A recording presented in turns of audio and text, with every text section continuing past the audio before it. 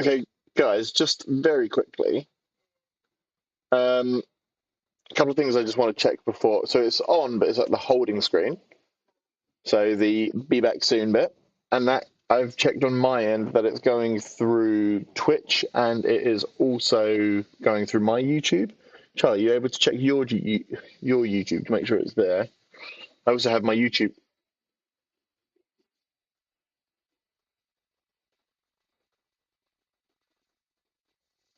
Oh,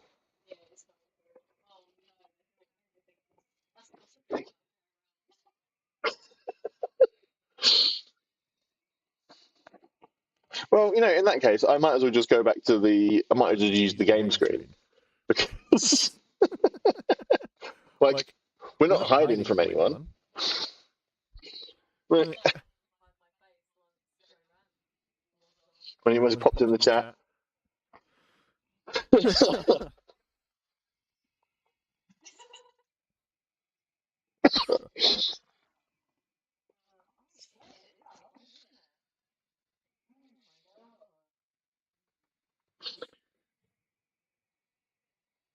No, we weren't. No. So we've been live on Twitch for just a few minutes. So 5 minutes. So we're actually okay in terms of like. um. So okay, well, uh, so Charlie, is it coming through on your YouTube as well? Oh, hang on. Yeah. Is that me?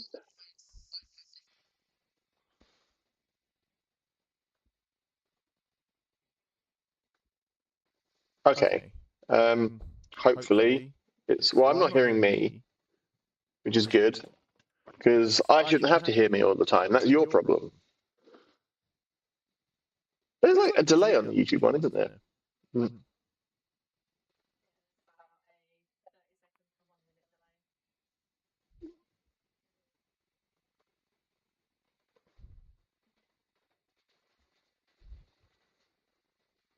Hmm. Okay.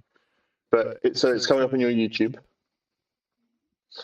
Cool. All right.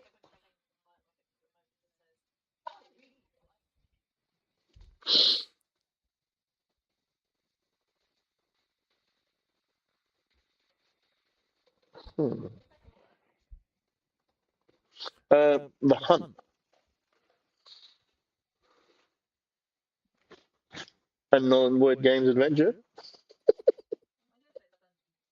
Yeah, it makes more sense. People know what that is.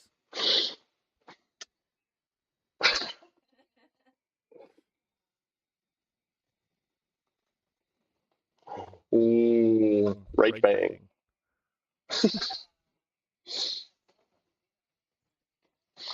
People on the internet are dishonest. I won't have that, Charlie. No one on the internet has ever been disingenuous.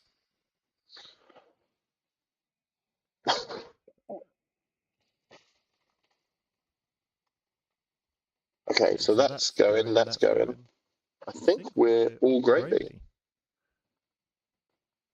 which is good. Right. Can you guys? I've got some music playing on the server. Can you all hear it? It should just be like ethereal whistling at the moment. Okay, I'm gonna switch back to the be back soon bit, and then gonna come back in, and then we can pretend we weren't just talking about Joe Rand.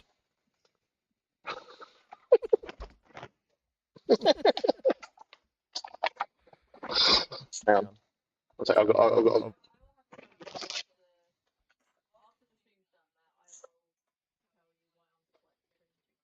Is this not an on-stream conversation? Does Kelly know the story?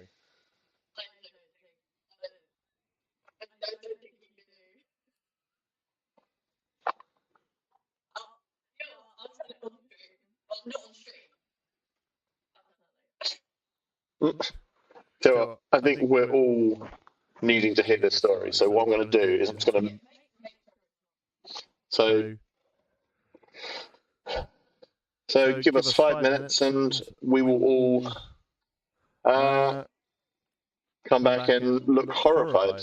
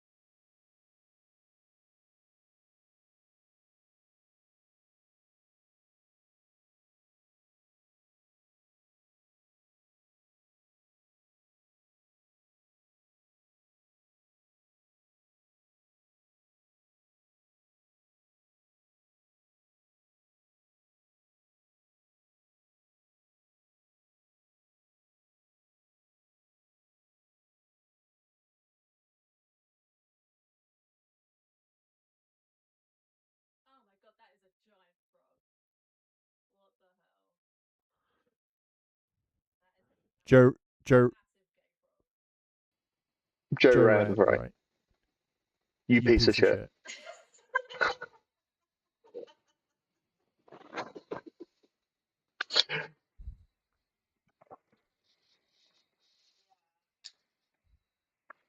You know You know what? what?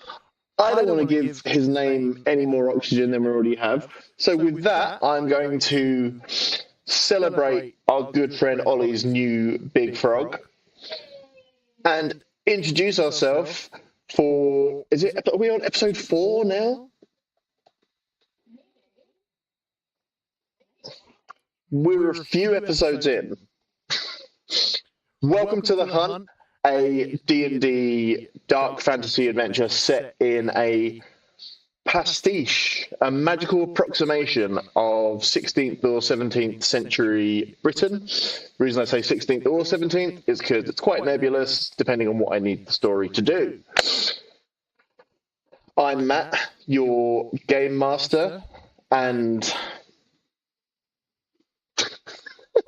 town town crier crier pretending to pretending be to a be a local local newsman. newsman, And and I I will will happily happily introduce introduce the the fellow fellow players players who are who are going to going to help help bring the bring the world world of of Britannia Britannia alive alive in in yet yet another another nail biting nail-biting adventure. adventure. And And you know you know what? what? What What order? order? Who do Who I do I normally normally start start with? with? I I do do try and try and mix it mix up it up every every time. time. Okay. Okay. Let's Let's start start with with how how people people just just appear appear in in my my Discord. Discord.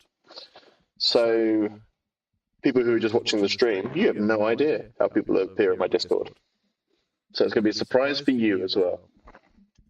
But But with, with but but so so obviously that obviously means that I'll means be I'll be starting starting with with the the genteel genteel and harmonious harmonious Kelly Kelly Weldon. Weldon.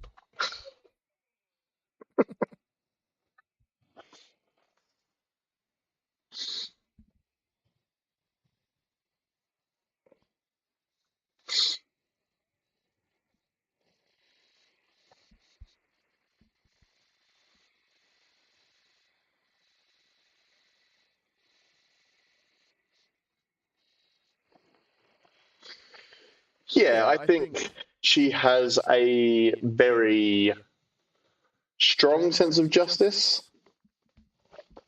But But sorry, sorry, Charlie, Charlie, I've noticed I'm I'm bouncing bouncing back a back a little little bit. bit.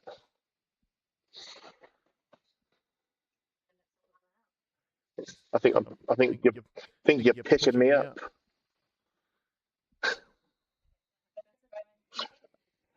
La La la la la la la la la la la la la. la. They It didn't didn't pick pick up up either either that that. or Twitch Twitch was was like, no, like, no, you'll you'll get get demonetized. demonetized. No, No, we're on we're on YouTube as YouTube as well well now. now. So So if if you're you're new, new, but no, but no, it's all it's all fine. fine. Um, Um, so so yeah, yeah, sorry, sorry, Kelly. Kelly. So So Lady Lady Violet, Violet, changeling changeling rogue, rogue, has a has a strong strong sense of sense of justice. justice. But But the the question I question I have have is is like, like, she she grew grew up up in in nobility nobility through through uncertain uncertain origins, origins. but either Either way, way, she she lived a lived a noble noble life life and and eventually eventually befell the befell the great great tragedy tragedy that that happens happens to to most most noble noble women women and and was was essentially essentially sold off sold to off to a a man who man has who has now now been been slain slain by the by the Fae Fae founders founders featuring the featuring the right right hand, hand. which, Which, ties into my question. Because obviously, for nobility nobility and and for for the the proletariat, proletariat, as it as it were, were, what was what was considered considered justice was justice was very very different different for the for the two two groups. groups. Where Where does does Lady Lady Violet's Violet's moral moral compass compass come come from? Is from? it Is it from from the the doctrines doctrines of her of her family family and and what's what's expected of expected of her, her, or or has has she she got a got a bit bit more more of of a a working working class class hero hero situation situation going on? going on?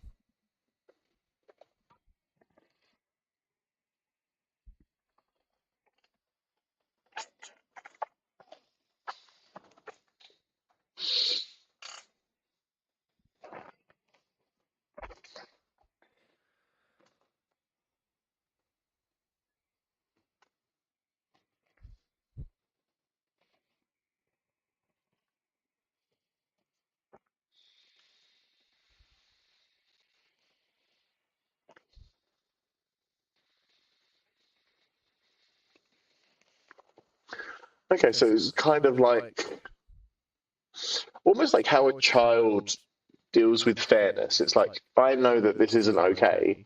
I don't know why I know it's not okay. So I am going to scream and I am going to bite.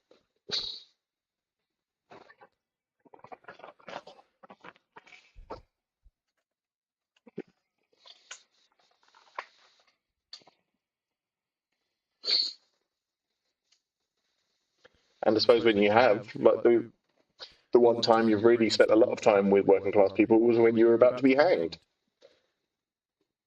So a bit of a skewed um, view of what perhaps, but in a cool Samantha from Sex and the City kind of way.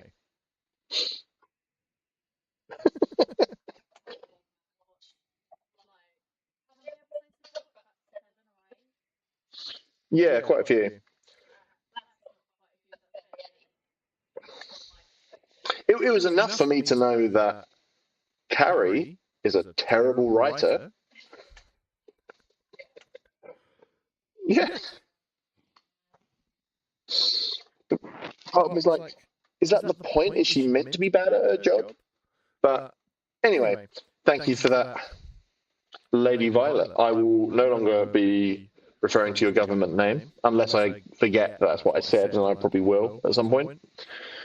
Um, I should point out to all of our viewers that I am currently coming off the tail end of what we suspect is E. coli. So I'm going to use that for as an excuse for any flubs that I may make today, which also makes editing easier because I don't have to cut out all the mistakes. I've already said there's going to be mistakes. But anyway, thank you, Kelly. Sorry, see, immediately fucked up. Let's just move on to the next one, who is the genteel and see, I can't remember what the second word was. Sharty. What was it? It was genteel and nice. Genteel and nice. Charlie Cook.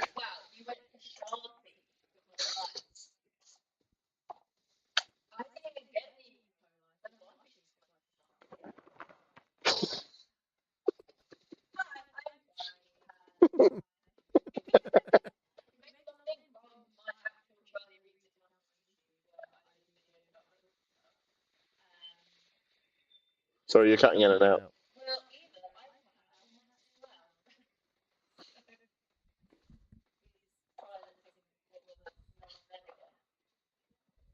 Sorry, you're still cutting out a bit. I'll talk quieter.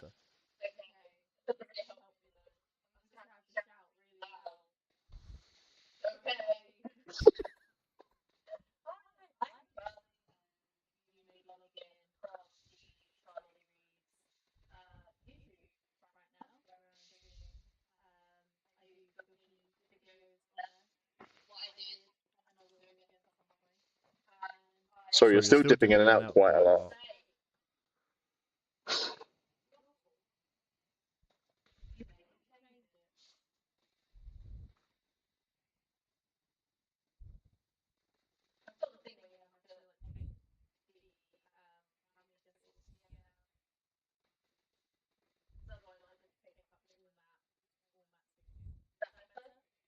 Yeah.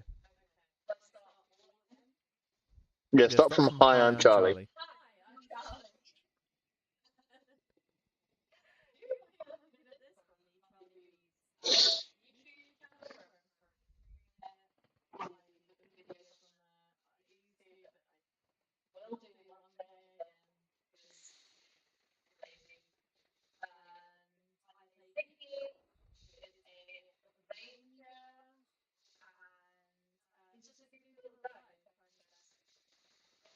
He's a quick foot as well, isn't he?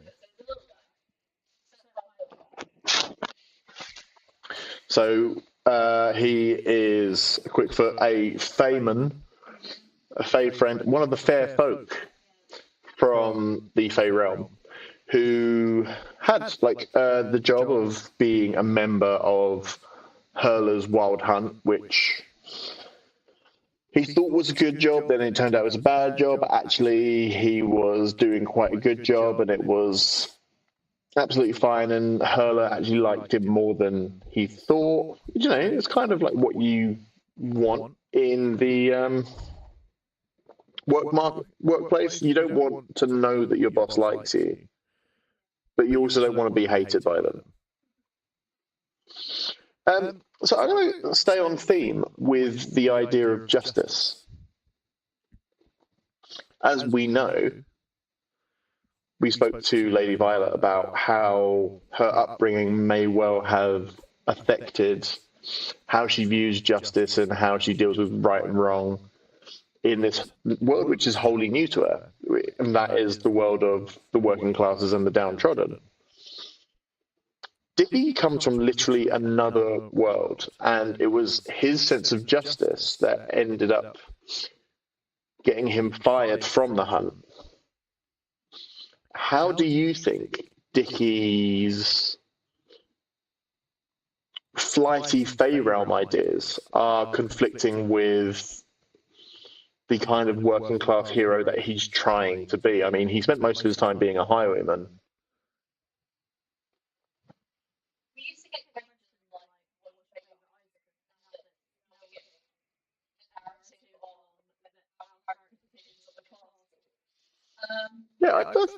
Yeah.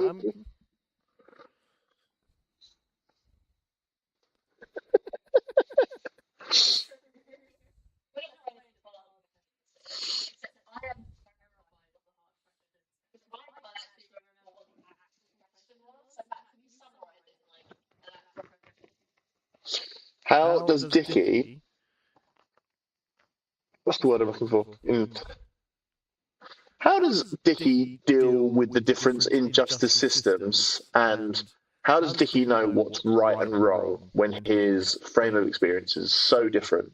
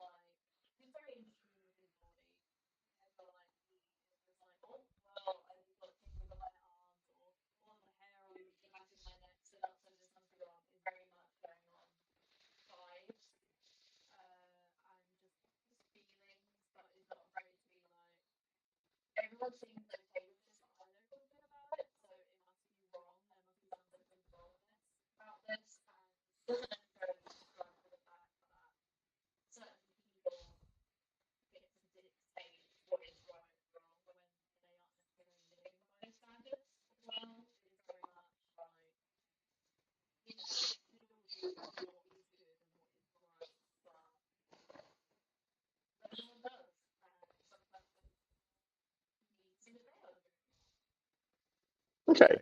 So I think that like when Dickie was, this is going all the way back to episode 1, the origins of the Fae Founders. I think the episode's called "Don't Leave Me Hanging," but I remember you saying that Dickie doesn't rob everyone. Like he will only rob people who he feels deserve it.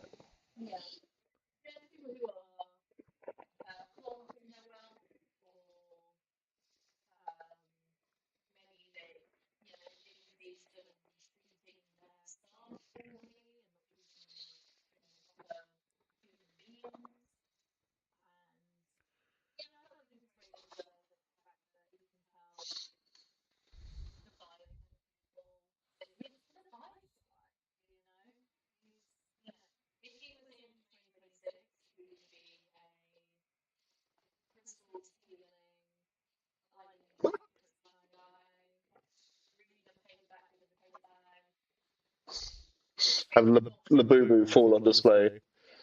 But okay, so I want a lower back tattoo, tramp stamp. I will say this for Dickie. If he could own a Labubu, he absolutely would have all the Labubus.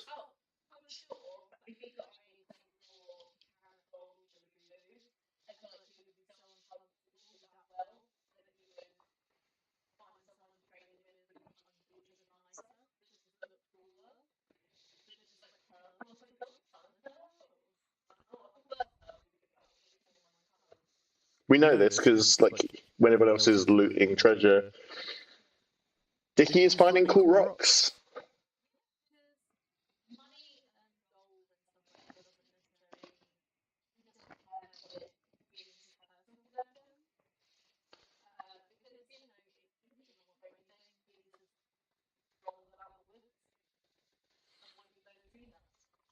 Avoiding the tree nuts. That he's definitely not allergic to. We do, because yeah, but okay, so I've been editing the previous streams, right? So there's 2 points that I was going to say is one, if you're just logging on and you're thinking, oh, they've got super socialist this week, that's not true. Like, Ollie, episodes ago, has the Russian national anthem attached to him so frequently that I started laughing at it. Speaking of people just joining us, welcome to the chat, Mr. MyG. Glad to have you. Don't worry about being late. You're always welcome. And the second thing I was going to say about Dickie has completely. It was about his tree nut allergy. And editing, I remember exactly why he thinks he has a tree nut allergy. Because he ate an unpeeled conker.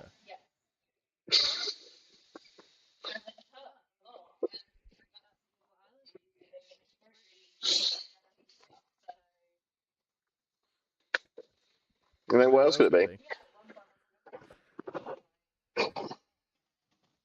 Okay. Well, thank you very much for that, Dickie. I need to see if I can find a bardcore version of that.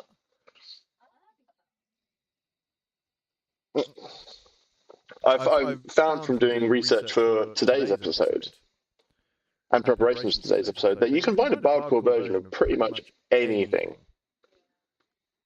Which,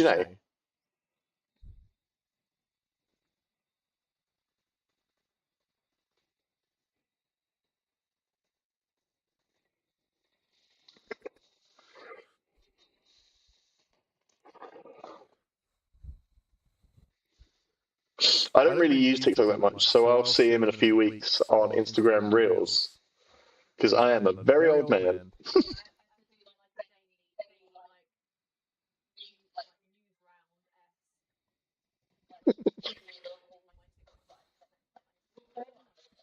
I like it because, like you're, as someone whose job primarily revolves around the internet, I do have to defer to you a lot on internet stuff.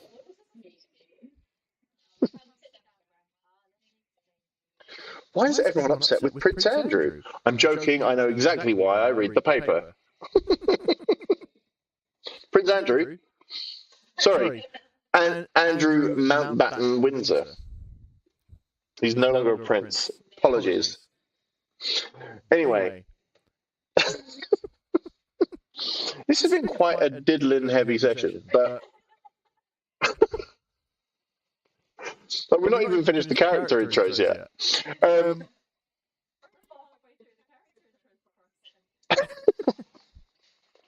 Ollie. So, Oliver Gregory. I realise I've been using everyone else's full name, so Oliver Gregory, please tell us who you are and what your general vibe is in relation to this game.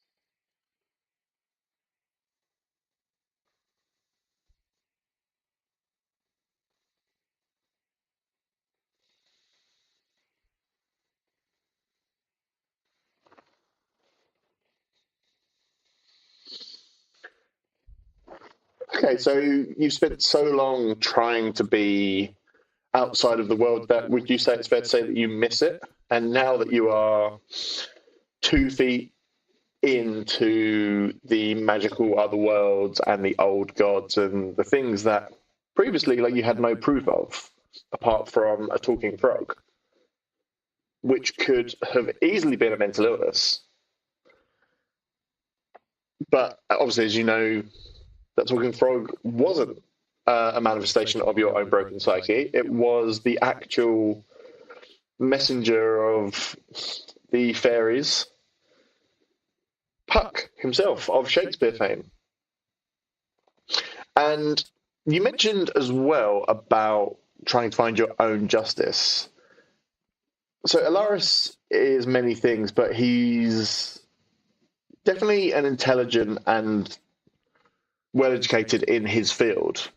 So presumably would be aware of the fact that he spent most of his life living outside of Pretinian laws.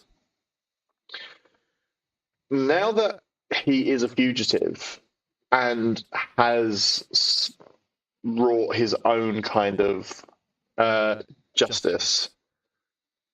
So Mr. Maiji is saying he doesn't think Alaris' sound is working. I can hear you okay. uh,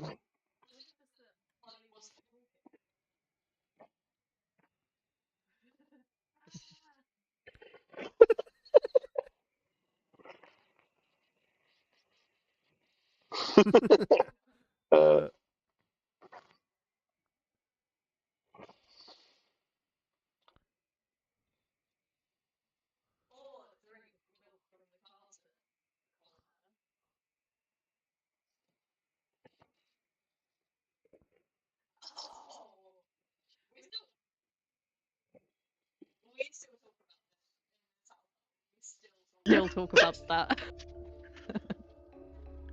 I do Very have some unusual more milk. behavior. No. Can you hear me now? Stream. I can hear you, and I've rejiggered some things. Just stream people, are you there? It's strange that Hello, please. other people. Okay. Yes. Okay, Okay. we're all good. Thank you, Mr. Maiji, for being our in-chat sound guy.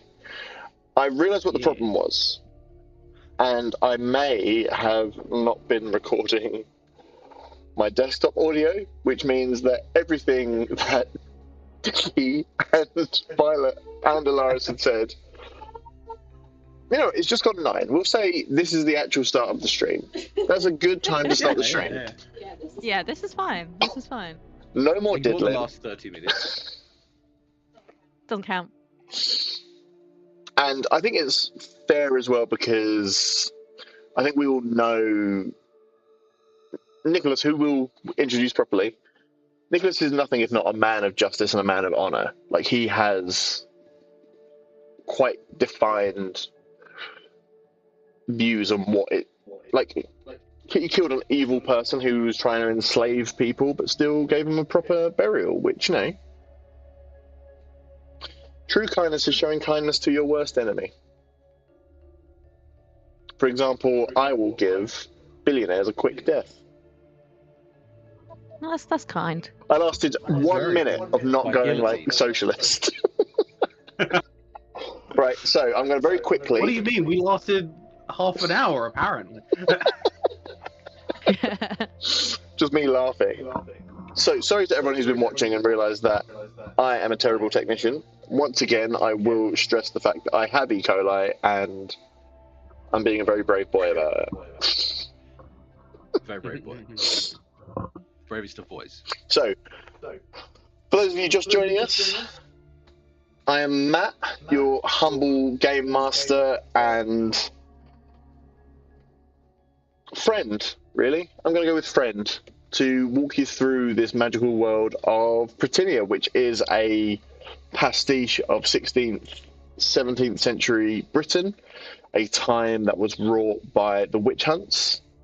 And, you know, in this world, maybe the hunted will start to hunt back. And with that, I'm going to introduce the lovely and effervescent Kelly Weldon. Ooh. And I've got a better question for this time as well. That's a little bit less heavy. Oh, Okay.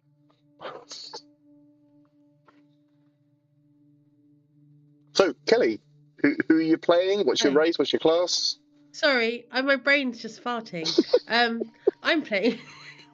I'm playing Lady Violet, a changeling rogue. So I've definitely not said that recently, and people would want to know that. And so, Lady Violet, a noble-born through, dubious and curious origins. Like, still not entirely sure, because changelings are fae by their nature, but born and raised as a human and only discovered your changeling powers when you were slightly older. But one thing, for all the distress and struggles that Lady Violet has had that have led her to this journey, she's never been someone who's ever had to want for anything, which brings me to the most important question. If Lady Violet was here right now in this world, watching this stream, what would be her go-to app? A go-to app. Yeah. Ooh. What, any app at all, or just like social media in general? Any app at all. Like, Any app. any app at all. Ooh. Oh, I don't know. Oh, that's a really good question. What app do posh people use? there must be like posh Facebook. Ocado.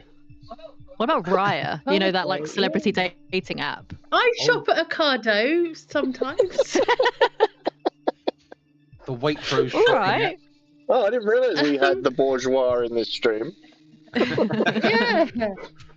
Playing what you know. I don't know. Probably. Oh gosh. Trading 212. Ah, Checking okay, on so the stocks. playing the stocks, but doing it in a way that you can do it on the train. Yeah. I respect that because There's better things to do. You know. okay, excellent. And do you think you should be good at trading? I think she's probably a little bit short-sighted. Like I said, I think she's So knows yes, what then. her people and her class of people would perhaps want and need from society. But maybe she's not judging what the rest of society and what the regular working folk would need. So she maybe isn't making as much money as she potentially could. Interesting. So it's that degree of being slightly too far removed from her fellow citizens. That means that she's dropping all her money into oyster stocks. Yeah, probably. There will Beef be oysters. stocks and There will be oysters other coming up in this kind of campaign, by the stocks way. are around. Oh, joy. Just because you can't. Don't eat those with the shell on. Why not? Good crunch. You'll probably also be allergic to shellfish as well. Well, I'm partially allergic to, or I'm slightly allergic to oysters. And speaking of strange allergies that are never going to affect you in real life, Yep. Dickie Hello. Dickie the Green, played by the lovely and effervescent Charlie Cook, Hi. star of the booktubing YouTube phenomenon, Charlie Reads. Wow. And A feminine omenon. if you're watching this stream from Charlie Reed's YouTube channel, then welcome. It's lovely to have please you. say hi. Please join Lovely in, to say do. hi. Hi. But Charlie, who are you playing? What's your race, your class? So hi, I'm Charlie, and I am playing Dickie. He is a ranger, and is it quick step? Quick step. Quick step. So which means he's a little guy, and he's lovely, and he's perfect. He's lovely and he's perfect. Never made any short-sighted decisions. No, He's no errors in judgment whatsoever. Never acted completely on impulse. No. Don't be silly. Um. Oh. Oh, okay. I was like, oh, cool. First time chat. It's a bot. Ah, boo. Woo! Boo. Everyone boo the bot. Get out of here, Boo. Clanker. Freaking clankers. Clankers is a hilarious thing. Like, I'm just old enough and just nerdy enough to know that they're referencing Star Wars: The Clone Wars, Hell yeah. and be like, "Oh, cool, that's what the clones call the robots." But Yeah. okay, so Dickie, Yeah. hard-hitting question: Mm. What is if Dickie were alive today and watching this stream with the Clankers and all of our friends? Yes. What would his go-to app be? So I've been thinking about this, and it's a very specific throwback. So if you think about when the first iPhone came out, there was a very specific app that was a pint of beer. When you tipped your phone up, it looked like you were drinking it. So that is what he would do in the year of our Lord. Sorry, you're cutting in and out a little bit there. Well, you're just gonna have to deal with it. But yeah, that's what he would do. Still to this day, like always for the bit. He's still got like a first generation iPhone just with the Yeah. beer. Oh no, he would have a modern phone, but just with that app. And the lighter one. The light with the Zippo one. Yeah, Yeah, you can show Oh. that's what he would be. simpler times. I remember we thought like that was peak technology as well. Like you'd be in Yeah. the pub with it. Oh yeah, and that's true for Dickie as well. Yeah, it's just pure whimsy. It serves no purpose. It's just a bit of a laugh. And I think in this crazy workaday world, I think that's to be respected. I think so too. Like, to paraphrase Justin Timberlake, we're bringing whimsy back. Yeah. He's not relevant anymore, is he? Well, he's more No. relevant now Not that really. the world tour was ruined. Mm. The world tour! Anyway. Cool. Thank you very much, Charlie. Thanks. Oliver Gregory, you're looking very lovely today, and dare I say, effervescent. Tell us, once again, who are you playing and why are they here?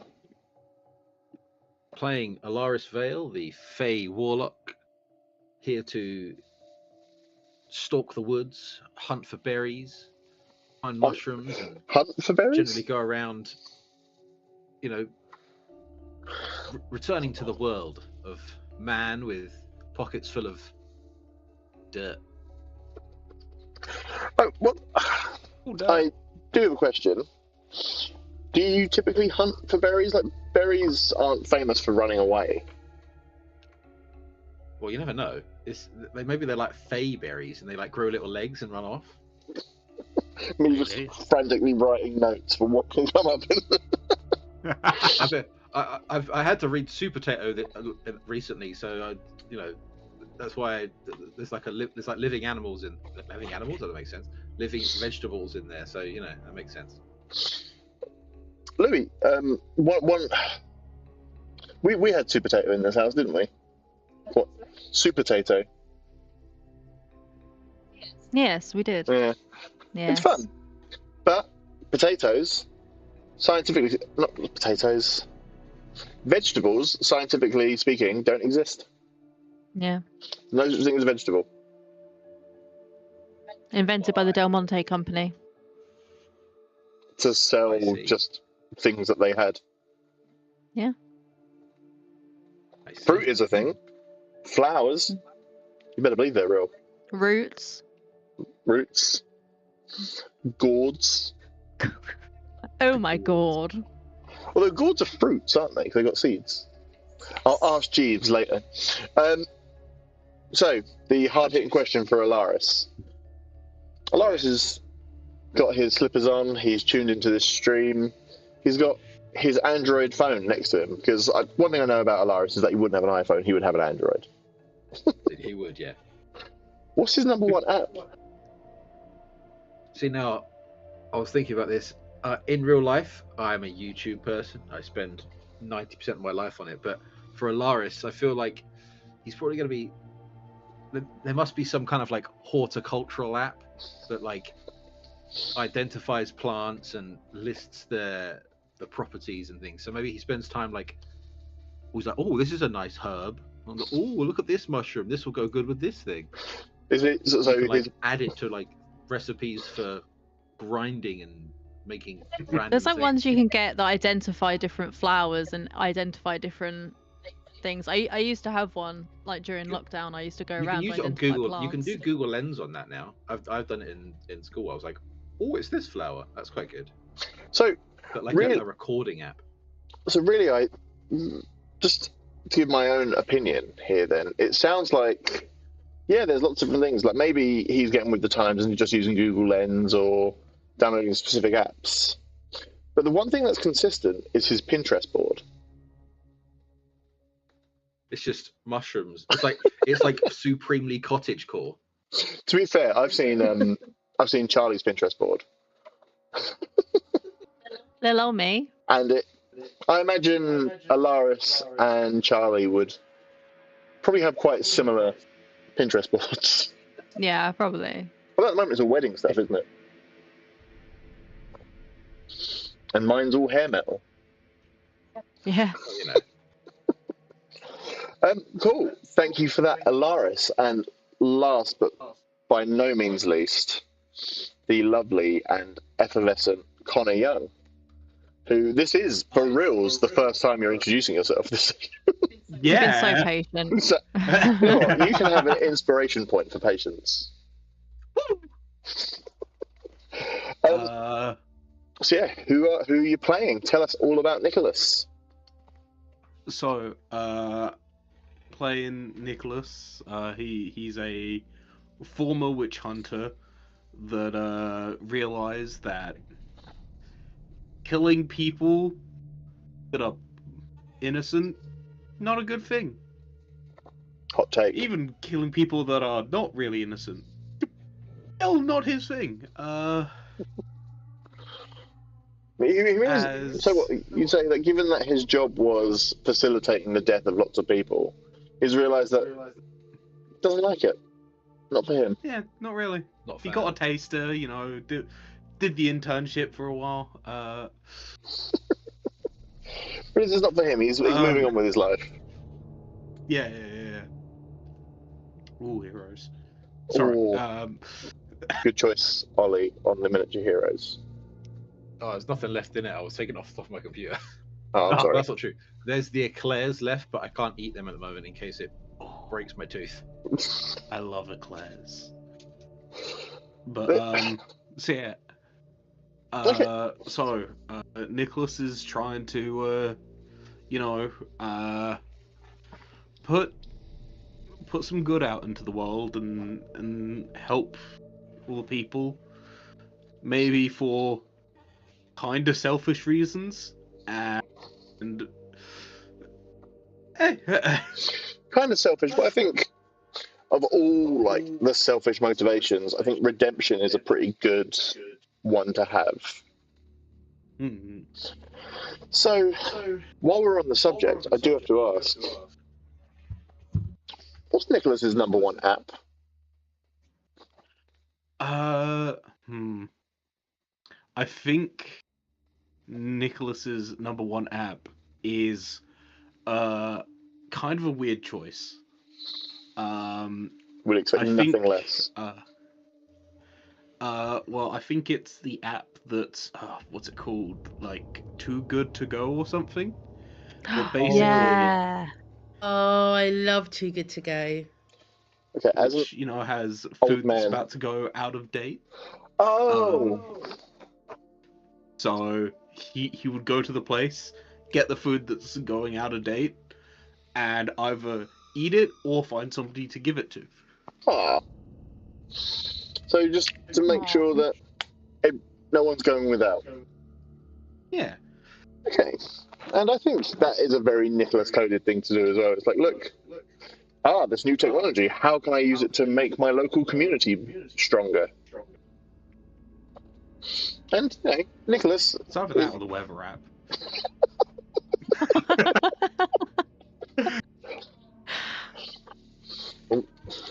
and Lord Redmond. Just going to say the villain from the last villain that you put in their place. His favourite app would be Facebook. He's always Facebook, and he believes the AI videos that he sees as being real. Like, That he's makes gonna, 100% sense. yeah, he's gonna buy the rust spray that is clearly AI. But okay, but speaking of the last person you put in their place, where are y'all guys? What are you up to? We're going to the zoo. Well, we were. We were going to the zoo, and we ended up in a small hamlet slash Blacktool. village. Yeah, Blacktool is now in the village because they had quite a unique tourist trap in their little village. Some kind of large growing rock. Yeah, but it's not a rock. It was not a rock. Sorry, I realised we've completely sidelined our traditional recapper. She's put herself on mute, hoping that I wouldn't call on her. Kelly. Oh no. Oh dear. Oh no. Sorry, just mid cough, but I'll absolutely read what I so lovingly wrote out on our last session. Are you ready for the best thing you've ever heard? Absolutely. Black shuck under control of Lord Redmond. Silver filling.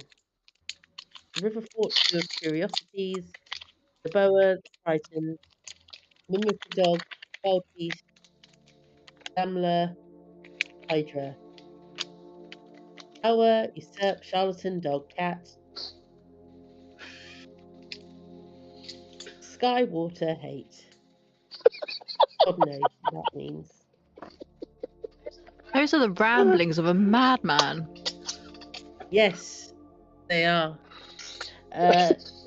Jewels, lead paint. Sky, Oh yes, water, because those hate. jewels. Oh, there's are more. Yep. There's like a whole extra page more. Damn. First is a tiny piece of staghorn. Second is a pearl. Third is a tiny scroll. Ah, yes. And fourth is a woven collection of horsehairs. And there was a felled roll, which I made a note of. But then, Nicholas knows Tritons are sentient. They're misguided and arrogant, but shouldn't be in a zoo. And Alaris got an inspiration point. Well done, you, for noticing the jewel items match our patrons. The horse Did also hair become was scared woven of from- ghosts. Yes, of course. Horsehair woven for an instrument string, symbol of scroll recognized as seal of Pendragon. Dicky curious about creatures. String to Alaris, scroll to me, pearl for Nicholas, and staghorn for Dicky. And then I named my fiance Edward Redmond, Eddie Reddy. See the growing stone wearing sandwich board. Black shawl found by ploughman, only grows when no one is watching. Town free of witches. Bogmeister. Baby crying nearby. And a corpse car.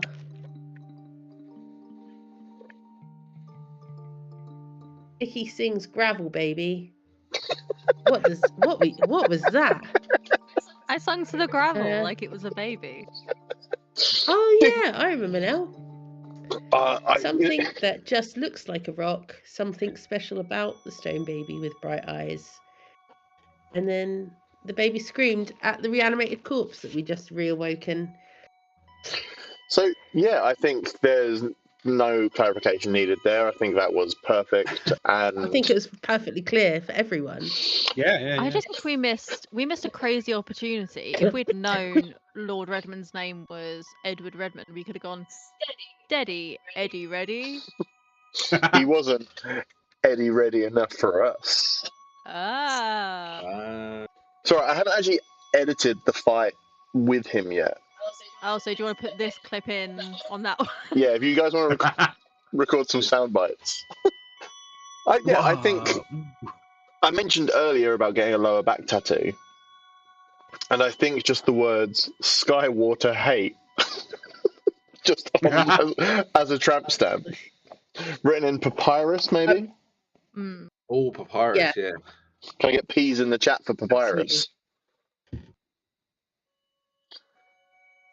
Absolutely. And I'm also including a P in the YouTube chat.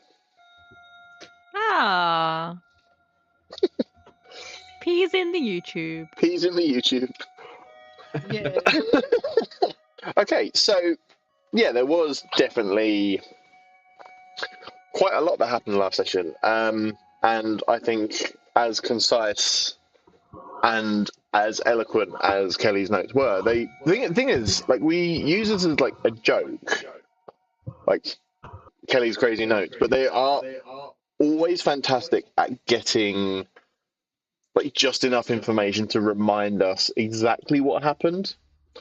And that's what's perfect about them. Like, no stone is unturned, but the stone isn't what you thought. So, yeah. No gravel babies are unturned. No gravy. Dicky no Sing gravel, baby. No gravies.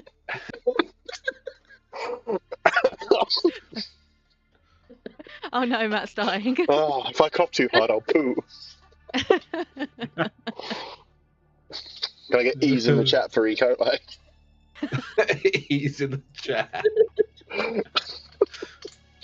And shout out to one of our viewers who is also struggling with E. coli right now. So wash your hands. He's in the chat. He's Wash your hands after petting a chicken. Not a euphemism. Yeah. Right. So, yeah, you were in the church that you took back. When Alaris was investigating, he rolled quite poorly and then just assumed it must be ghosts, and now is terrified of ghosts, even though there was nothing else to suggest phantasmagorical behavior. Phantasmagorical is my special word for the day. Good one. And there was still like a dark sense of foreboding in this church, but yet you rightly found these weird little trinkets, a string to a loop that belonged to Puck, a pearl which could only relate to the current ruler of the Tritons, Cordelia, the part of a stag horn which must belong to the Lord of the Hunt himself. Which Dickie is currently wearing like a unicorn horn. Yeah, he's woven it into his hair, isn't he? Yep. Full disclosure, I haven't updated your token, but I can. And Sorry, we can imagine it. We can use our wonderful brain. and obviously the seal of Pendragon, which, you know, has been passed down the line of King Arthur, or maybe stolen by King Arthur's half-sister, Lady Morgana. Now, you found that brochure for Riverfort Zoo of Curiosities, where they were holding all manner of fantastical beasts, and they were also notably keeping some sentient beasts there, which Nicholas had real strong feelings about, because they're not beasts to be kept in cages, they're living things with thoughts and hopes. I mean, that's probably true of a lot of the animals that are in there. But, I mean, he's had conversation with Tritons. Like, he doesn't want to go and see them chained up. So you made your way there, and you found your way to the village of Blackshall, where you had to pass through it on your way to Riverfort. They said there was no witches there, and they were given all the tools they needed to get rid of the witches, and they were very pleased with themselves. And then it turned out that there was, in fact, a stone giant baby who they were passing off as a tourist attraction. And when you stepped in to help, the baby's crying awoke basically all of the dead bodies, which I can't remember who it was that solved it, but figured out that those were all, that was the reason they didn't have a witch problem. It's because anyone they suspected they just killed immediately. And for those of you who are interested, I can bring up where the players definitely currently were, if I can remember how Foundry works. That's right, baby. The jorts are coming. The Jortmeister. I think all the BBEGs from now on should wear jorts.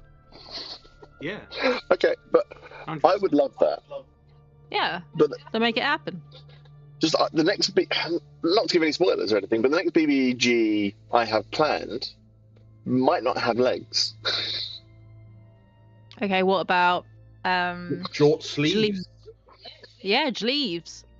You know those denim ties that you can get? Oh, dries. Yeah. Or I think most things can wear a hat or a jack. A denim Or a fedora. a Jadora. A fedora. Sounds like it's an alien in Star Wars, isn't it? Okay, so the accused, as it has been named by your handsome DM, rose up with ominous music, ominous lights. All the people that sought to control him, like the townies that were cheering him on and bring on. Do you guys remember what happened to the townsfolk? Well, one of them got like murdered,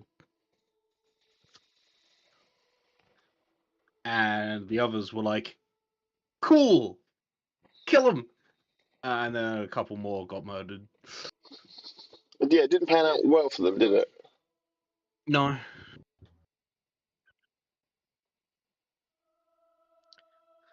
Okay, See, so this is why you don't rely on science. Just like my RE teacher told me. and this is so all the people who had been accused and tried, quote unquote, for being a witch and got rid of, reformed.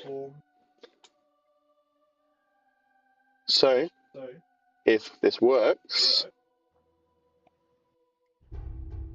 here we go. Turn that up a little bit.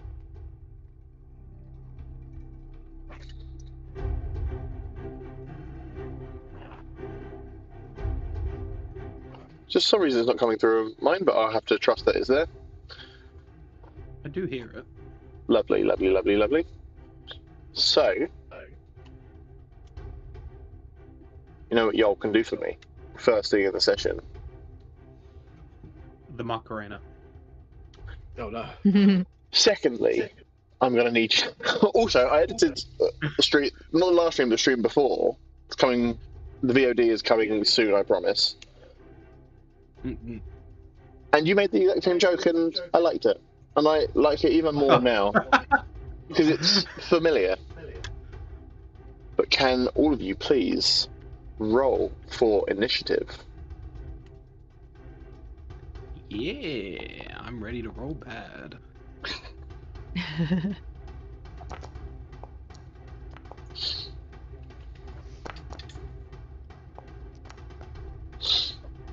Why are we getting so many rolls? What's going on? Yeah, I was going to say, I'm appearing twice in initiative. Yeah, I've Yeah, noticed that. Thing. Yeah, I'm Dickie and Charlie Test, if that helps. So I don't know whether our test ones are The there test as ones well. are turned on as well. That's... Yeah. How are you, donut? How are you, silly Billy? Yeah, So I that got a was. 15 and a 6. So what, we're just going to say that you rolled at advantage, and that was my plan the entire time. Yeah. Yeah, I mean, we saw him coming, so like. yeah, we had time to ready ourselves. Oh, are we doing it again? But no, everyone's gone up twice again. Yeah. For why? What have we done? That's so strange. What happened? Is it? I mean, we can take 2 goes if you want. Yeah, but that means the Is it because accused we will- might not be on the page, so it's trying to show, like, Oh, have us initiative on this page and the other page? You might be right there. oh, Connor, you are as smart as you are beautiful. Aw, he's saying He's Sorry, buttering you up, so when he that. kicks So your when he ass, crits you me don't feel so 4 bad. times. It's like 70 damage. Well, the thing is, someone could say to me that I'm as smart as I am beautiful. I know they're being insulting. Right, I can see that Charlie has rolled, and they only rolled once. Yep, it's all good now.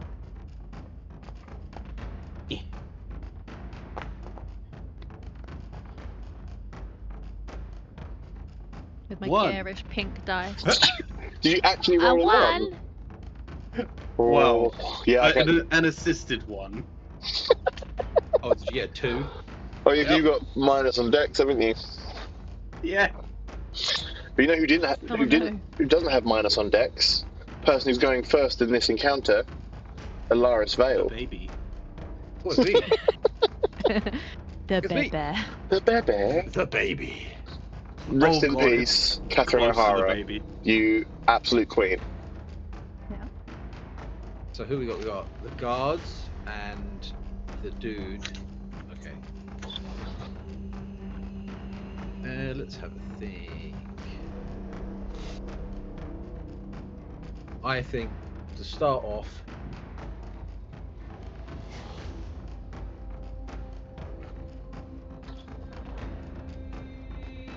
Yeah, there we go. What? Hold on.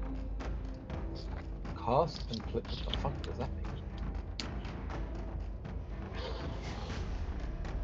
Wait, hold on. What? Oh, there's so many things. Hold on. Oh, Jesus, it's getting so many boxes. It's all got Oh, 2 real, man. you've been talking about Hunger of Hadar for a while now, haven't you? I have. Oh, there we go. Hold on. The things come up. I'm gonna put it. If I put it there, I can get 2 of them. Take that. Oh, very Oh, nice. that's Oh.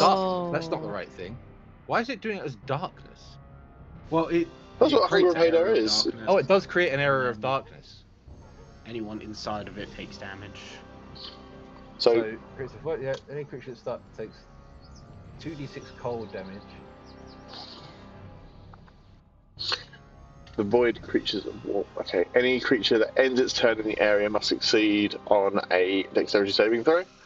And if you start in there, you take 2d6 cold, and if you end your turn, yeah, there you go. Take acid damage.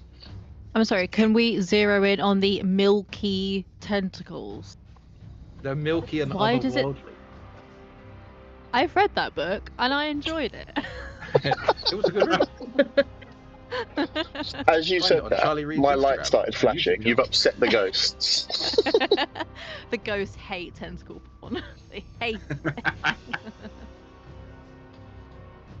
Well, maybe they should get with the times. I do Yeah, now exactly. realise that we now can't see him, which may have been a mistake. Well, we'll see if he comes out of it. That's true. So maybe I'll do that, and then I'm gonna move slightly further away. Oh no, Kelly's gone. And Oh, no. Oh no. oh, she's back. Kelly was absolutely disgusted by the no, tentacle no. porn. There you are. You're here. I was truly horrified. Yeah, no, it's not It's made it wanting worse. to. Whoop.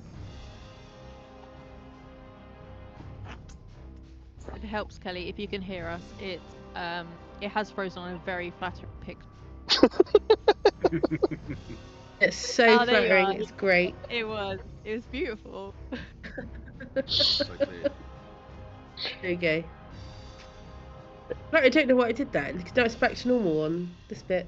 That's very strange. You're good. Okay. Carry I shall on, end as my you were. turn. There? Did that do it? Has that done it? Oh. Oh, okay. Yeah. I did it! Yay! And luckily, those of I you moved viewing slightly from... further away, so he has to get to me. So what I can do as well. Let me quickly... So yeah, I think that is quite a smart way to play, to make sure that you're at least inhibiting the big guy a little bit. Okay, and then is that everything you can do this turn, or anything you would like to try? Any other little things? No, I've moved away and I've ended my turn now. All right, lovely. So that brings us to Lady Violet.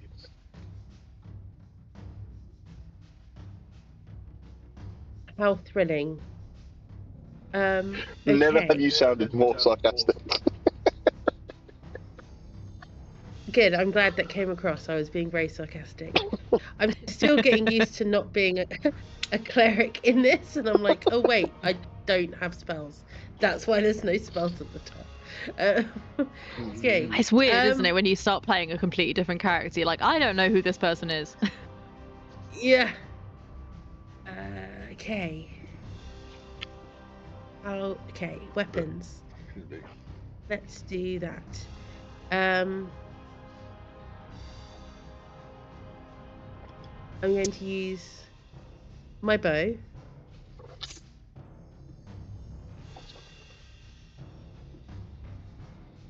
Come on. Oh, these are aren't these the guards that also like captured us as well? They are, yeah. Yeah. So They you can like get some Rowenge. every time there's been a significant moment that happened and guards were there, it was these two guards. This is when they show up again after they're killed here. Yeah, they're just like Oh, reoccurring now they all characters. come up at once. Of course it does. Right, here we go. And I will say as well, they're probably reasonably distracted by... Okay, so with a 14... I was going to roll to attack this guy. Does a 14 hit? I believe it does. No, unfortunately it doesn't, sorry. I realised that. So unfortunately a 14 doesn't hit. blast. Okay. Oh, crack on then.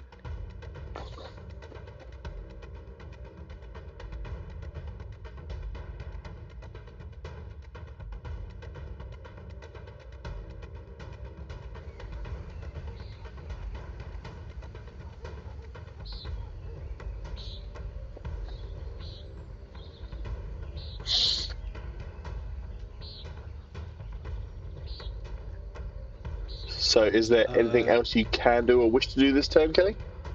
No, unfortunately not. So I've passed my turn already. Oh, okay. So then up first is the guard who's just been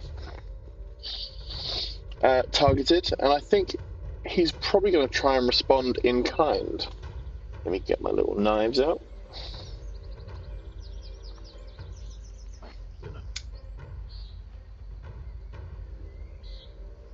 And he is going to throw a spear.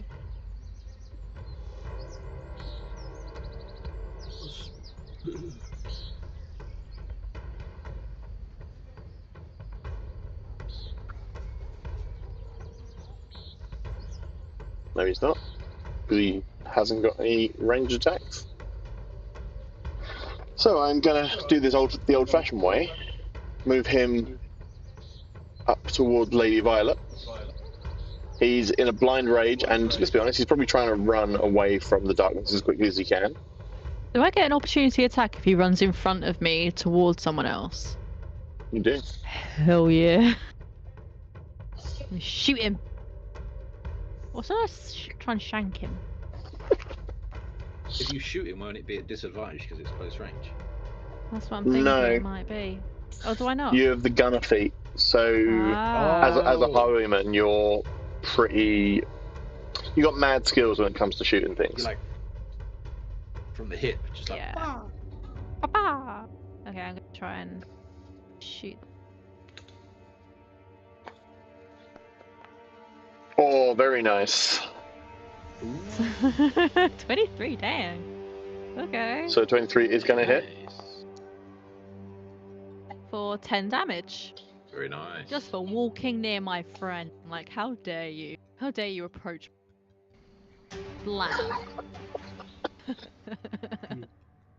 He's still on his feet, but I will stress this: he is barely standing. Like, you properly just gut shot him Yeah. Straight in the tummy. straight in the tummy. Straight in the It's the worst tummy. way to Tummy go. He hasn't even got a good place to like bleed out. Oh. Your target is 6 feet away, so I have to move ever so slightly. Just shuffling forward, just bleeding profusely on the floor. One small step. All right, let's try and stab you with a spear. Oh, Lady Violet, does a 12 hit? Oh gosh, does it? I think it's That's a great question. a really good question. I will take a lifeline, please. No, it doesn't hit. Thankfully, Okay. So, and then a bit that's squishy. all this guy can do. So I'm gonna pass. So first of all, I need to take 2d6 cold damage. So I don't know if Alaris, you would care to roll for that. 2D. Wait, no. Where is it? Is that 6? Where's the series? 2d6 and roll. Okay, well, that's, Mid range. Lower mid. He's like, oh, bit chilly. and he is going to run past the stone giant and try and avenge his friend. He heard a gunshot. He's running straight to it. Yeah, you better. Now, chat. The infant stone giant, do you think she deserves opportunity attack? I would say so. Yes. Okay. Ran Yeah, straight yeah. past. So she swings her rattle, her little baby rattle. Aww. Oh, 58 damage. Oh, So I just need to move him back here because otherwise Foundry won't let me roll it.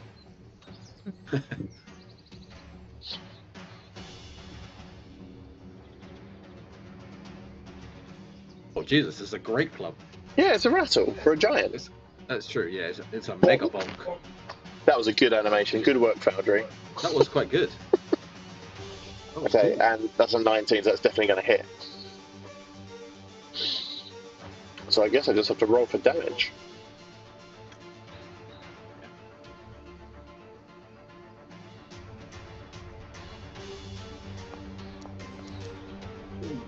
Oh, Baby kill. just a splat on the ground. Baby want blood. Jesus. Yeah, I've kind of screwed myself here. Because that guard has just been completely decimated by... I mean, anyone that works with or is a parent to or has spent any extended amount of time with children will know that when they go, they fucking go. You've got strength you realise. So I believe that, They don't hold back. at much all. like the Chemical Brothers in that regard. They are, yes. Good joke. Nothing says good joke better than, instead of laughing, just saying the words good joke. Yeah.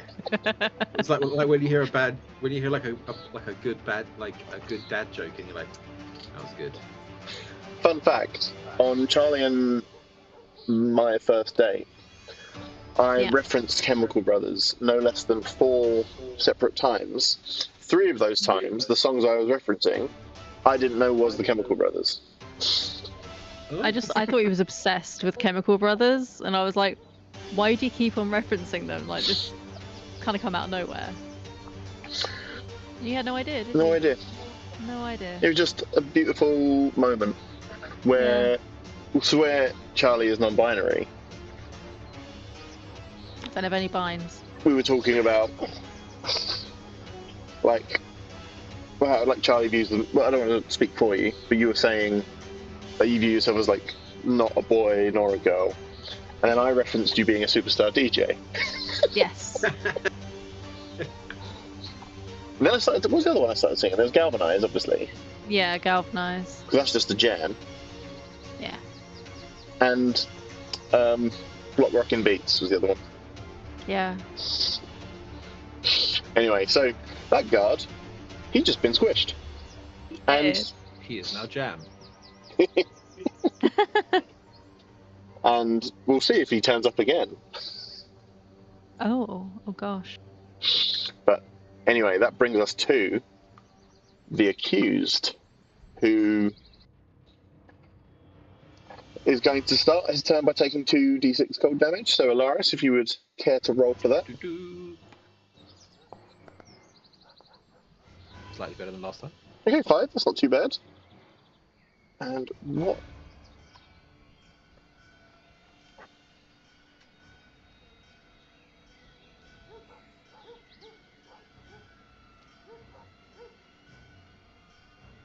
I'm sorry, I'm going to eat.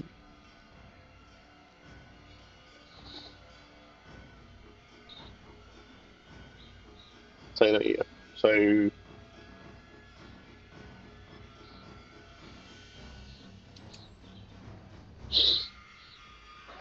So now do we just have the big boys to worry about, really? and he is going to Yeah, the other dude's gonna like get killed by a light breeze. Knees at him, see if he falls over. I feel bad. I don't want to kill the stone giant baby. I feel like I want to befriend her and then form like a Donkey Shrek kind of friendship with her. But if Shrek was a giant baby.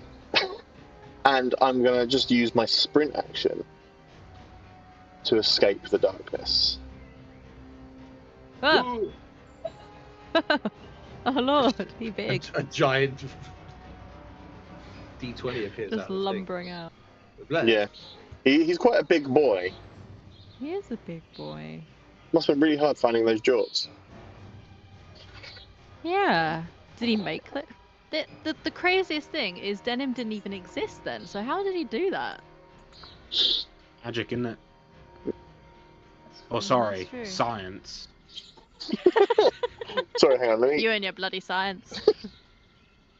Alchemy, somewhere between the two. Yeah. Well, the more I learn He's about alchemy, the more bored by it I am. I'm like, oh, this is just chemistry. They just didn't know what things were called. Yeah. Yeah. That's all it is. It's just, Chemistry and a bit of mysticism in there. you're not a wizard, you're a Spice it nerd. up. Wizards are nerds. Wizards are nerds. They're not the... Yeah. Quickly, just to break from combat, with a quick poll, who do you think is the coolest spellcaster class?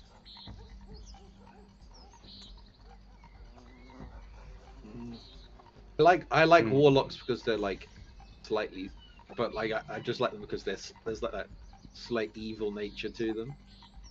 But if like pure spellcaster, wizards are better than sorcerers. Yeah, no, I'm not saying who's the best. I'm saying who's coolest. And Who's wizards, the coolest? like, they are the nerds, and they can do magic Yeah. because they're nerds.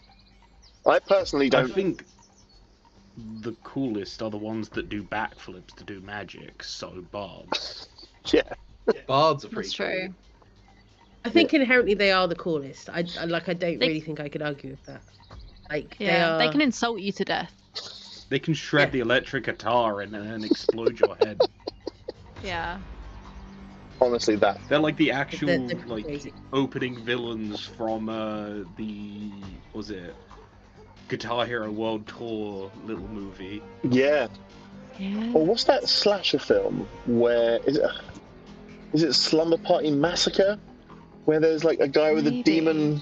demon guitar, and he's very clearly based on Nikki Sixx. Is who. I'll ask Jeeves later, but that is. So I don't have any bonus actions, so I will pass my turn over to Dickie. Okay. Wah, wah, wah, wah. Right, let's try and shoot this guy, I guess. This giant boy. Am I gonna shoot him or am I gonna do something? That's the real question. That's me whenever I have to have a meeting. Shoot him or am I gonna talk to him? You know what? I'm gonna something a little bit crazy. Be crazy.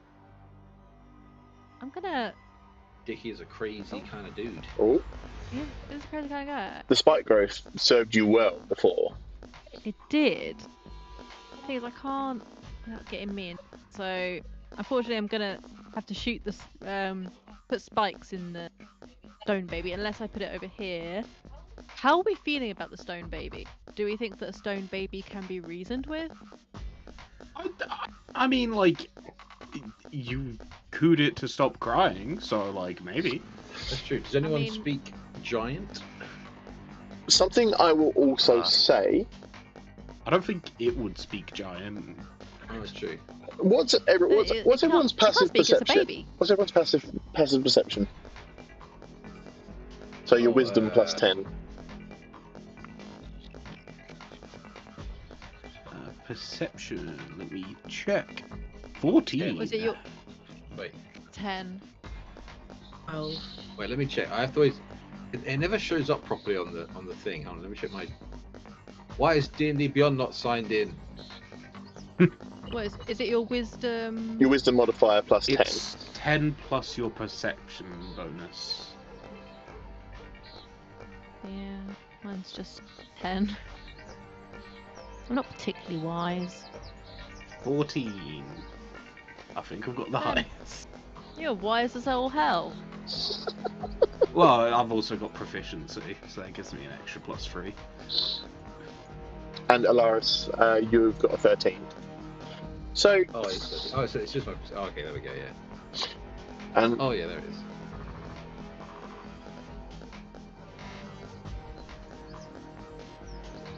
so I would say that Alaris and Nicholas both note the fact that the moment this big toddler had a chance to flatten one of the guards, she took it. Okay, so probably quite aggressive. Having a bit of a tantrum. Okay. No, but I mean,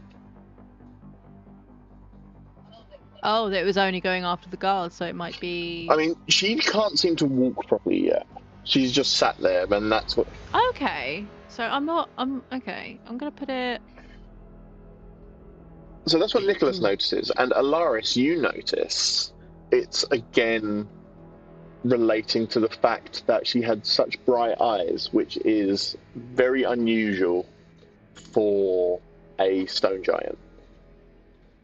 And now that she has awoken, is giving off a faint glow that looks very familiar to you, Alaris.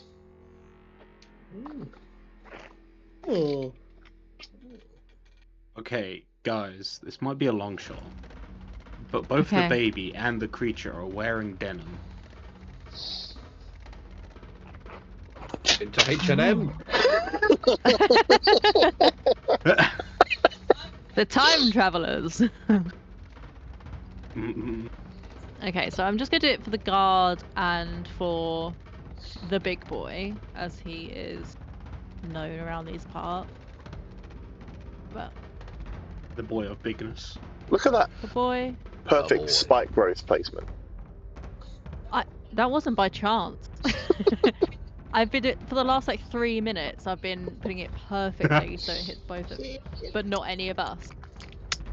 Very careful boy. Check what that does.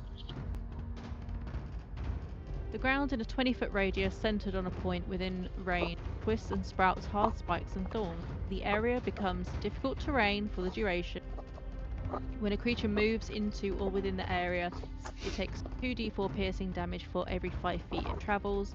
The transformation of the ground is camouflaged to look natural. Any creature that can't see the area at the time the spell is cast must make a wisdom check against your spell save DC to recognize the terrain as hazardous before entering.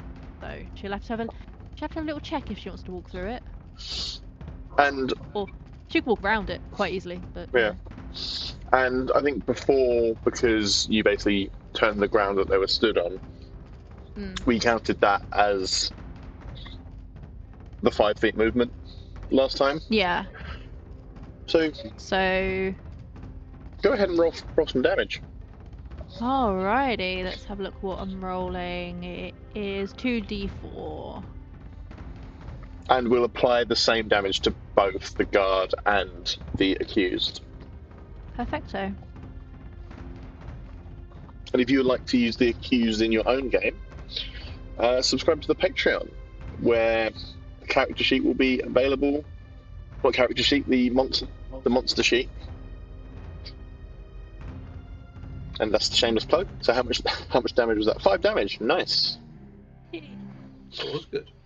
So the guard, who, like, inches away from Lady Violet, just gets pulled down into the thorny ground and just gets torn apart. Aww. Hey. And then the accused takes 5 damage. Cool. And can I do an attack as well? Or does that count as my... You get 2 attacks, don't you? I think so? But I'm not sure where it believe says. It would say in your Usually, features. casting a spell takes the whole action. Oh, does it? Usually, unfortunately. Yeah. Whereas at this level, if you do attack, you do get 2 separate attacks. Right, yeah. Okay, There is some stuff that allows you to cast a spell and still attack, but I don't know if you're that subclass. Yeah, because I know on my other character I can do like 2 attacks, 2 spells, and I'm like, I can only do one thing. This is bullshit. Yeah. What the hell? Okay, so I will. I don't know whether to move, but if I move back, will I trigger a attack of opportunity from the accused? Is he close enough to do that? He's big, so he might be able to. Yeah, I would say within 10 feet, so you probably would. Okay, I'm just gonna leave it then. I'm gonna be brave. You're a ranger. So, Yeah. I'm just looking at the reactions that you can do as well. Like, you've got...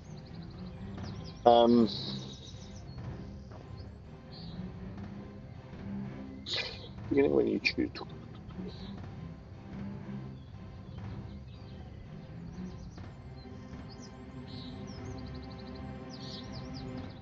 I don't think I have any, do I? Yeah, no, not currently, but there is a... so there is something on your character sheet. Yeah. In the features, entitled Nobody Move, which would... Yeah, I'm just looking at that. So, sure, while that's not going to help you right now, it's definitely something that I think will speed up this fight. Potentially.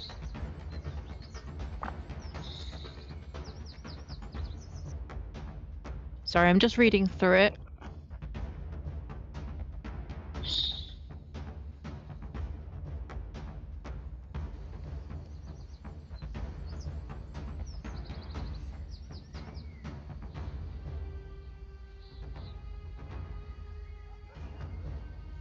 So that's opportunity attacks against other people, but not myself. Right. Yeah. So if a friendly provokes an opportunity attack, then you can basically just Step in and be like, "Pachow!" yeah, Cool. like Okay. you shout, stand and deliver. Yeah, I go into full animant mode. Okay, so I'll end my turn, but be on. I'll be on alert. As alert as I get. So I'm just double checking what the nobody move feat does.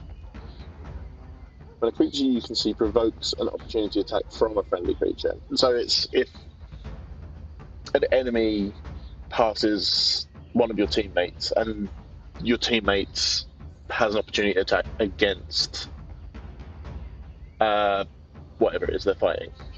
Yeah. So I get one as well as them. Yeah. Cool.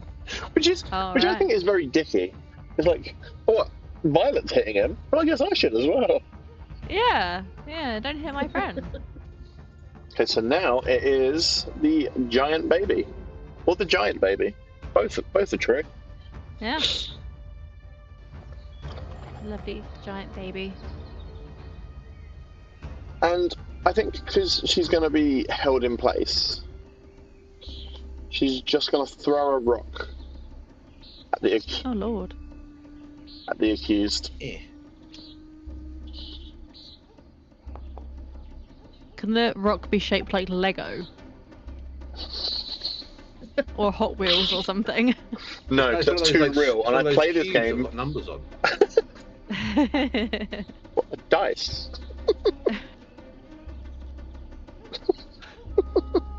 Ollie, we're too far into this campaign for me to have to explain to you what a dice is.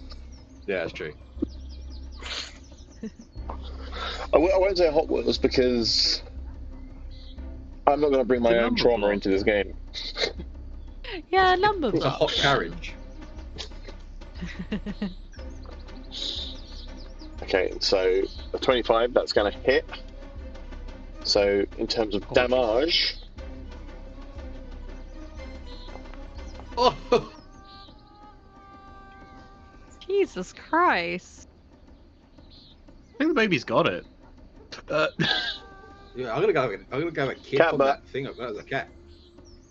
so I am going to have to break the news to you that while she rolled 24 damage, the accused barely even flinches.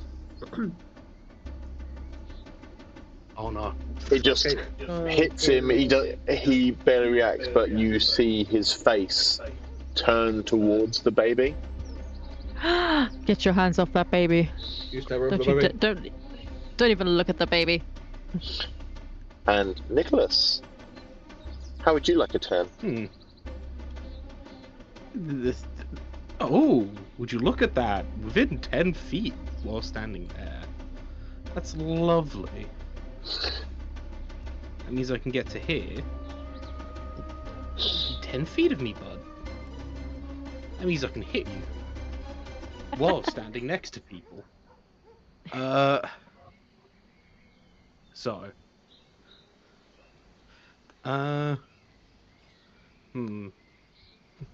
How big do I wish to hit them?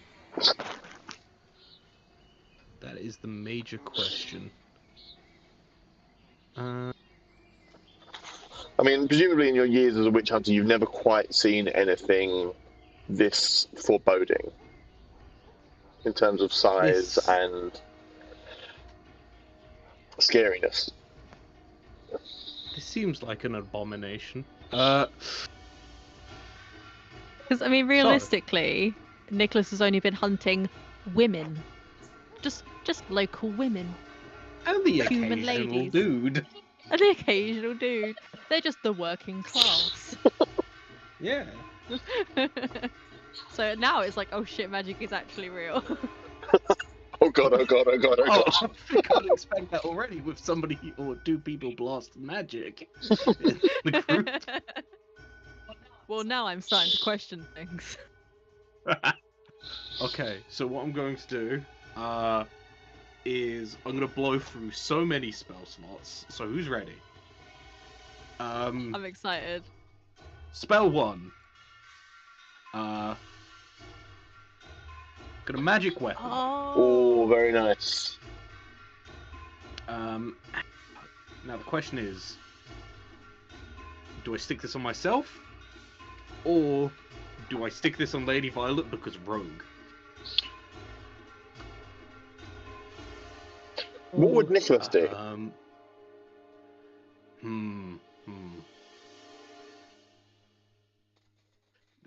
She's seen the damage. I have to flip a coin. Because, like, at this point, like, this is a very scary scenario, so I don't know whether he's, like, gonna go back into old mindset of, I need to fight and protect, or, like, I'm in a group, I should, like, or other people can do better than me at this. So I'll go evens and buff on Lady Violet. Which that isn't odd. So I like the idea of in the middle of the fight, Nicholas is turning around. Does anyone have a coin? Maybe a slightly We're just rummaging around. flat rock. Well, I think Nicholas has done like enough so far, like within the party, to kind of be mysterious and have like his little rituals. So I think if he flipped a coin before enchanting his own weapon, I generally don't believe that the rest of the party would question it. But that's just something he does. It's just Nicholas doing Nicholas stuff. Yeah. So that is a second level spell slot, which is going to give me a +1 to my attacks and damage. And now let's hit this thing. Which weapon are you enchanting? Sorry. I will enchant my halberd. Ooh, a lovely choice. Let me just enchant that for you. If this works. Ooh, Okay. it does. So now let's see if I hit. And if this was waste of time. So first attack.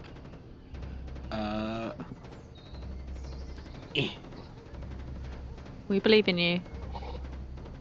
Nope. Oh, never mind. Well, we don't know what the accused armor class is. It could be 8. Is it a 9? No, it's not. It's higher than that. Okay. Oh. I'm not sure. I'm not sure you can get lower than like 10. Can you? You can. The zombies is specifically 8 because it has a -2 dex and doesn't wear armor. It is also CR 1/4, so probably a lot easier than this thing. Yeah. One can only assume. And then let's go for the second attack. And let's miss again. Because I spent all my luck last time. Okay, a dirty 20 is definitely going to hit. That was so close Alright. for a 1 though, I just want to say. That was. It's so close. And with that, I'm also going to blow through another spell slot and smite. Hell yeah. Bonk. So Special bonus. I believe first level smite. Because I should ask, does this thing count as a fiend or an undead?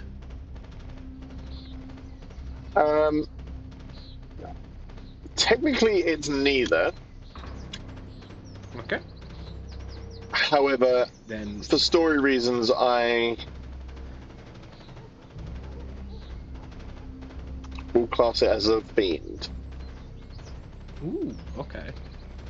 So there is. I mean, technically, it's a construct, but I think I'll allow it. There's this damage, and then so not the best, and then on top. Okay, to be fair, a hit's a hit. Oh, Why? Oh, is it because I'm not targeting?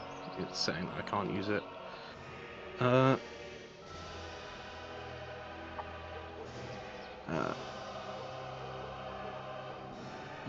Yes.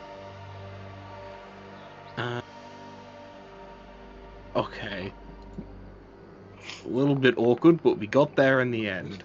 Then there's plus that. Very, very of nice. Radiant damage. Okay. That's, he definitely felt that.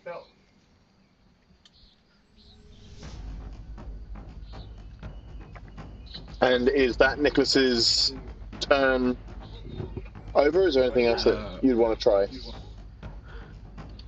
I've used movement bonus action, so I think that's all I've got, unfortunately. Hopefully, though, now I'm the distraction instead of the baby. Ah, very noble. And I think it's fair to say that he, being blasted with a magical halberd that shoots fire from the sky at him, is going to draw his attention. Like, he's quite low, quite low intelligence, so he's primal. So let us. I'm gonna get exploded. Alaris. Okay. So from my position here, I'm going to move to there, and then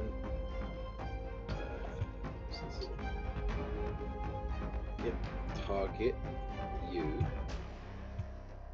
and then it's Eldritch Blast time. Yeah. Hell yeah. Then I just started blasting.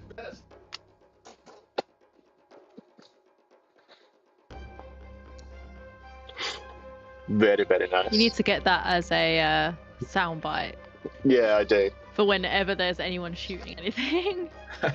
What if I can add sound bites to Sirenscape? You probably can. I know you can put them on Discord. I don't know how you do that though. Either way, it's something I can definitely figure out. But no, so that's definitely going to hit. So I'll do my first damage because I get 2 blasts. So I'll do my first one. Pew pew. Marge for the first one. 9. Nice. Now, because I've got repelling blast, he moves 5 feet. So let me move it back. Well, what direction is he going? Just kind of straight backwards from like on a line from where I am, like here, I guess. So 5 feet would be. Trouble with, like, I prefer gridless maps, but it does make like moving a bit harder. Yeah. But yep. So then he's gonna. That's why. Would you like to roll 2d6, Charlie? Roll your spike growth. Would love to. This is my plan. Sorry, give me blast one twice. He gets second. loads and loads of damage. Hell yeah. Is it 2d6? Sorry. 2d6. And if I can get him again, I can try and get him in the tentacle, the milky tentacles. Oh god, I Ooh, forgot yeah. about those. That's another 9. So that would be 2. Pardon my poor math skills. 18. And would you care to roll the damage for your second Eldritch Blast? I shall. Oh, no! I have to roll to attack again because they're separate. Oh hits. yeah. He's just teetering on the border of. Oh, that was fucking shit. Didn't hear that one. No, No, so my plan is ruined. No milky tentacles. No milky tentacles too. Boo! No milky Aw. tentacles. I'm sorry to anyone who's tuned in hoping for some milky tentacle action. You'll have to wait a little bit longer. I told everyone there would be milky tentacles. Mm-hmm. And now you're The only alive. reason why I signed up to this campaign, to be honest. It's in the YouTube tags. I think we ended up on Must the be wrong true side then, of right? YouTube. All right. Or the Okay. right side. Yeah. Yeah, honestly, knowing the kind of videos that Matt watch about like weird internet history and stuff, probably kind of average. Yeah. Shout out to Frankie Faye. We love Frankie Faye. She does great work. Great work. I think that will be it for my turn. So, end turn. Okay. That brings us to Lady Viola. Okay. Oh, this is a bit scary, isn't it? Very, very. Okay.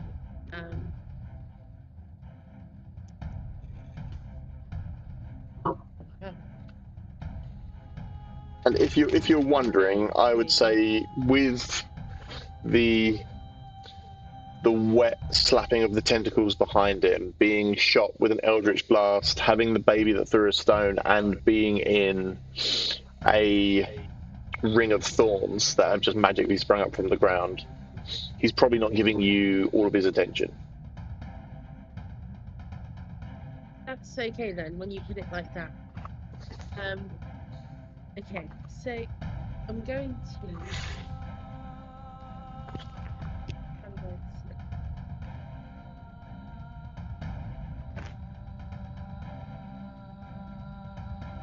I don't really know what's going on, but my weapons aren't showing up on the top bar.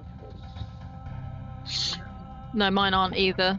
But yeah, I just have to do it from the character sheet. Okay. I figured it was a user error, and I was just being a silly Yeah, no, I Billy. was just double checking. That Okay, one went awry as well. There we go. I So- really doubt a 9 hits. Oh no. Unfortunately, a 9 does not hit. You're doing great. Okay, we got Thank this. you. We got this. Yeah. It's going to be totally fine. Is that everything you can Definitely do this haven't bitten turn, off more or than I can chew running away. That is literally all I can do at this moment in time. okay? Possibly a slight look of dread on my face. Are there any movement actions you might want to take, or anything like that? I mean, oh no, I don't know. No, I'm going to stay where I am. I can interpose. Also, just for future turns, in or with Rogue, if you don't plan to move, you can sacrifice all of your movement to give you advantage on your attack. Should we say that's what you did? Okay, I didn't know that. Sure, let's go and let's do that then. Is that a 2024 rule? That is from Tush's guide, which was in 2016. Yeah, so I it's think? Or maybe it's part of the 2014 rules there. It is Oh, a so I variant just rule, roll though, with- so it is up to Matt. It's finally. I am a big fan of anything that makes the players slightly more annoying, because I want you to succeed. Okay. You know. Mhm. Oh, that's a better one. Okay, so 22. That's going a to hit. better one.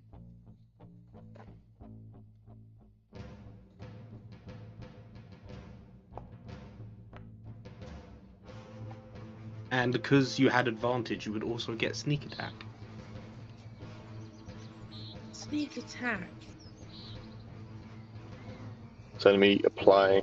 How do I make that happen? In your Should just be features? 3d6 at this point, I believe. If you can't find the toggle in the stuff. There it is. There it is. Under your features. There we go. Okay, so you want to apply that. Something very interesting is, just mechanically speaking, the actual non-sneak attack did 0 damage. He was completely resistant. But the sneak attack, that's what got him. It's the sneakiness that he didn't like, and that did 10 damage. Full damage.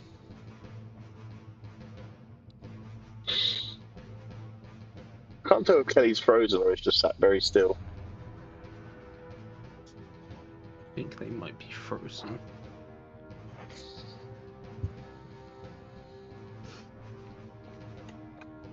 Oh no, he's next. Come and get me. I'm ready to die. Come at me, bro. Don't come at me. You'll fucking annihilate me in one hit. Yeah, probably. Don't worry. I'm here to Hello? tank. Hello. Hello. Do you know what's going on with my Discord? People keep freezing and they're not freezing on the stream, and I keep freezing. I don't really know what's going on there. I do apologise.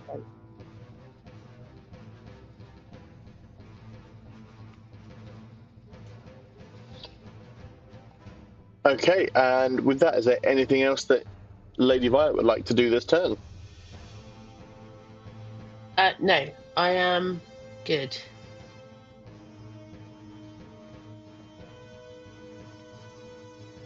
That will be my turn. So bear with me 1 second.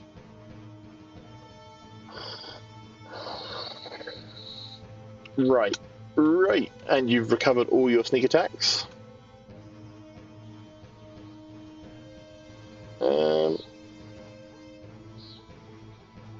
That D20 is so menacingly large. It is, so the accused. It is quite horrific. What is the accused gonna do?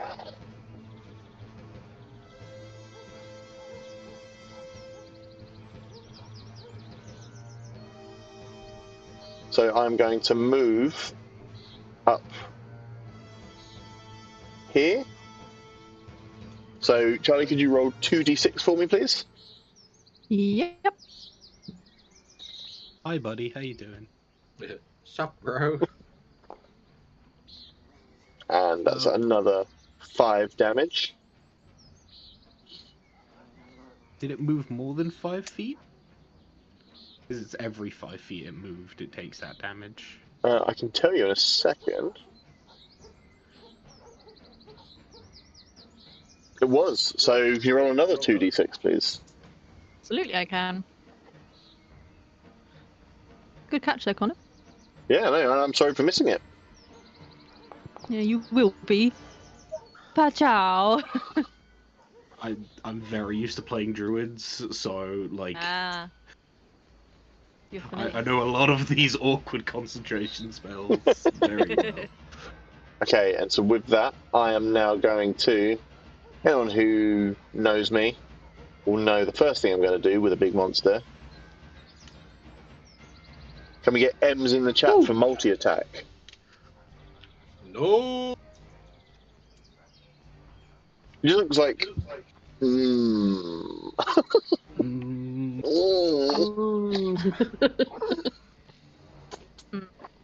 Alright, so... And he's going to start waving his big lumbering arm around. And first of all, he's going to swing at Lady Violet. Oh no! No! Violet! Come at me, bro. I'm scared. Does a 16 hit?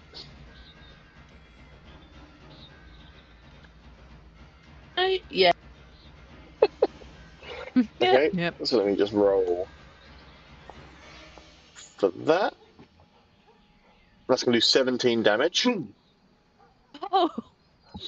So, I can do 2 things here.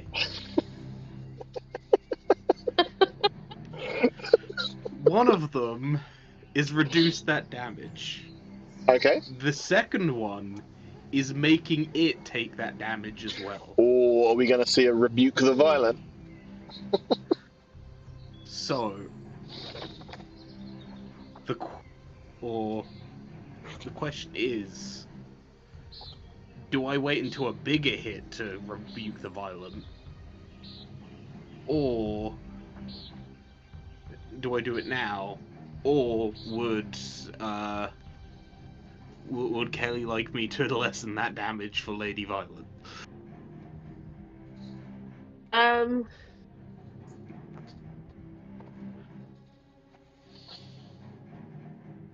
I think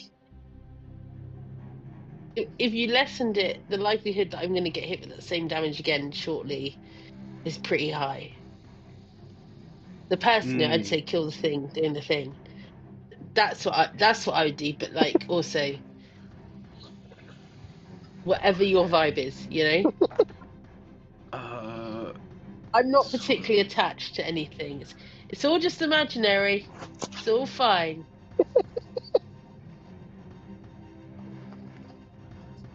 Okay, so yeah, I will. Mm. I'm going to rebuke the violent. Okay. So I would need a wisdom saving throw. And I don't think I have particularly high wisdom. So wisdom save. And what's the difficulty class? Ooh, this is close actually. Let me check my spells. I want to say 14 Meat for beats, you. unfortunately. 13. 13. Okay, so that is successful. So they take half of it. So that would be 8 damage. yes, 8 radiant damage.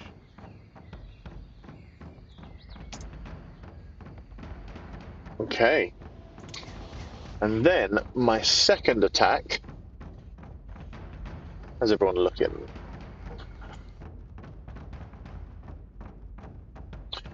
I think I'm just going to be frantically swinging my arms. And so the second one is going to be aimed at the person who keeps hurting me with radiant damage. So Yeah, time to Nicholas. get crit. 700 damage.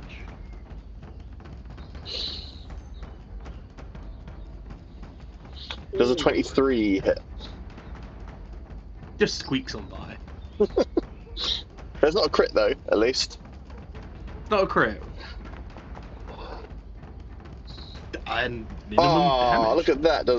Only does 7 damage. How do I take this? Applies damage. There we go. Okay. And I don't believe magic weapon is a concentration. Let me just check. No, it's not. Sweet. That is the cool thing about Foundry, is that if oh no, whoops.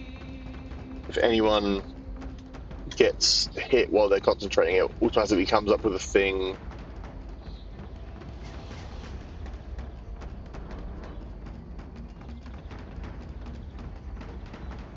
Sorry, bear with me 1 second. I just accidentally.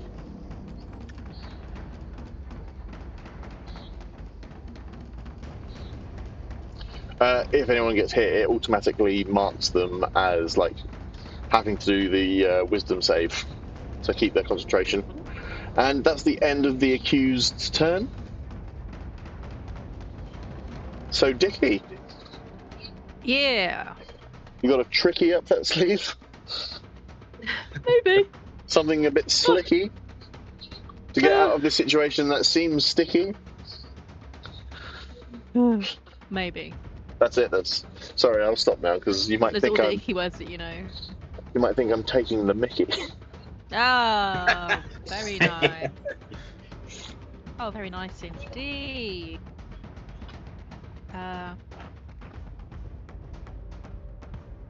Okay, so I've got. I mean, really, spell-wise, that's my damage spell. I'm him, so I'm just gonna start blasting. What I say, proper northern. Start Proper blasting. northern. Okay. Proper nil, then I'm gonna blast him. Does a dirty 20 hit? A dirty 20 does indeed hit. Hey. That's nice, isn't it? Oh, for fuck's sake. Whoa. No. Woof. Our damage Woof rolls are it. not doing great today. And Nah. They're really not. because it was piercing damage with a non-magical weapon,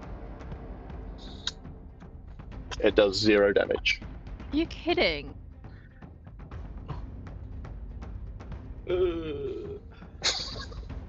Bastard. Oh, geez. Is that the only attack I get as well? You get another attack. No, 'cause you should get a second attack. You can get a second attack now because you haven't used anything else. Okay, so. Oh boy. So my Fey Rapier is a magical weapon. That it sure is. Okay. Your Fapier, if you will. My Fapier! Okay, so I'll try to do a little stabby stab. Little shanking action. Bit of swashbuckling. Yeah, why not? Treat myself. Does a 15 hit? 15 does it. Do you get +6 Oh. on your rapier? Yes. Nice. But it only does. Oh fuck! It's piercing damage. Oh, but it's It's magical weapon. It was still. Okay. It is Whoa. magic. Ooh, scared. Okay, that's 13 damage. That's not bad. That's not bad at all. That's not bad to be at all. sniffed at. And he can't really move. No. And plus, like, I'm sure we'll be able to. Ooh, One of us should that be just got eaten, unfortunately. Alright, so is that everything for your turn? Yeah. Alright. Alright. So now it brings us to the stone giant baby. Who, you know, is just a big ball of rage who can't move. So she's just going to throw a rock again. Is she taking these rocks off her own body? She's just grabbing them out of the ground. Oh, okay. That's why she was like throwing her thighs at him. She's not like tearing herself apart. You're tearing me apart, Lisa. One campaign that we played where our oldest child was the DM, I played a Thrakeen called Tommy yeah. Tommy Flyzo, and he was a ranger, and his animal companion was a giant centipede called Mark. Oh, hi, Mark. Because, like, Mark was supposed to be Matt, because it was supposed to be Matt Damon, but he got his name wrong. So that's why Mark is called Mark. Supposed to be Matt. Very funny. Yeah. Which would have made your life a living hell. It's bad enough with the surname Wilson in the film Castaway. Yeah. Well, I'll be showing that joy soon, so. That's true. Yay! Oh, what's your surname? Wilson. Honestly, it's only funny once. It's only funny once. It'll be brand new for me. And And then it will get old quickly. Yeah. okay, so you're gonna roll 4d10, and that's gonna do a whopping 0 damage. What?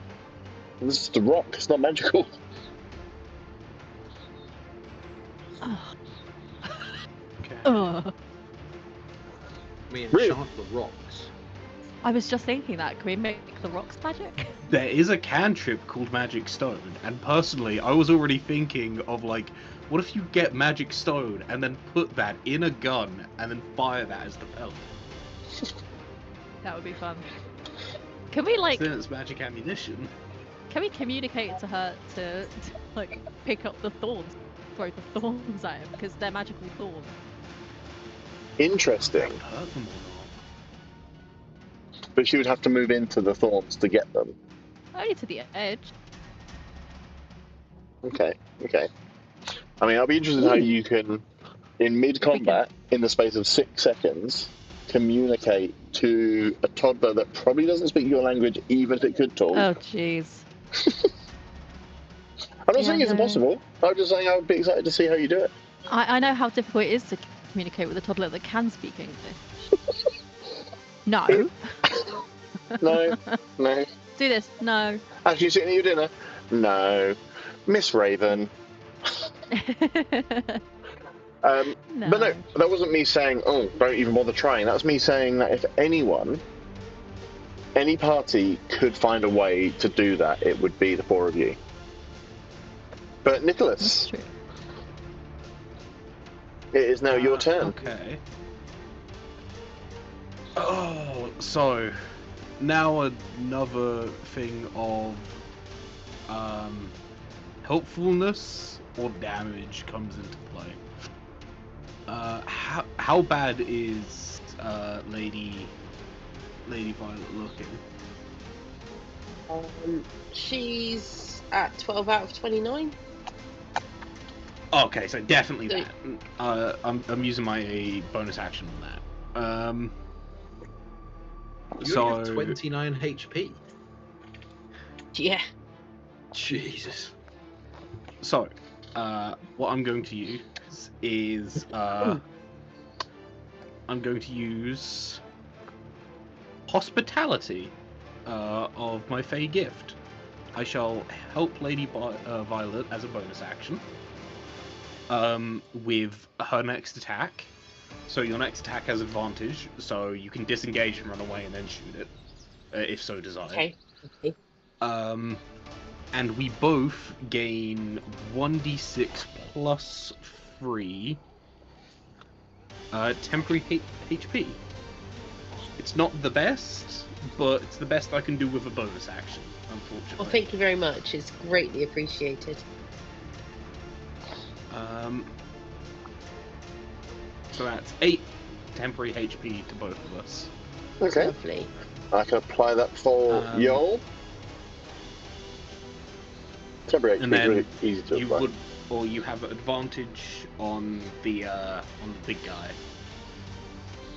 without having to give up your movement. And speaking of the big guy, time to hit him. Well, time to try to hit him. Sorry. Damage 1, or roll 1.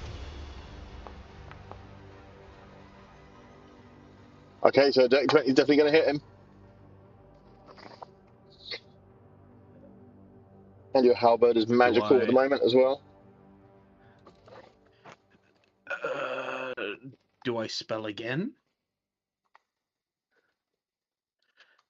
I could certainly spell again. I'll spell again. So damage. Just so you know, I'm not going to do the JRPG thing of it having like a second form. It grows new legs and wings. Extra jorts. Extra jorts. Oh god. Okay, so I'm going to apply that 11 damage. And then Then the Divine Smite. 13 damage. So 24 altogether. Okay, so I will say he's now bloodied. Sweet. And I've got a second I attack. was going to say you have a second attack. Yeah.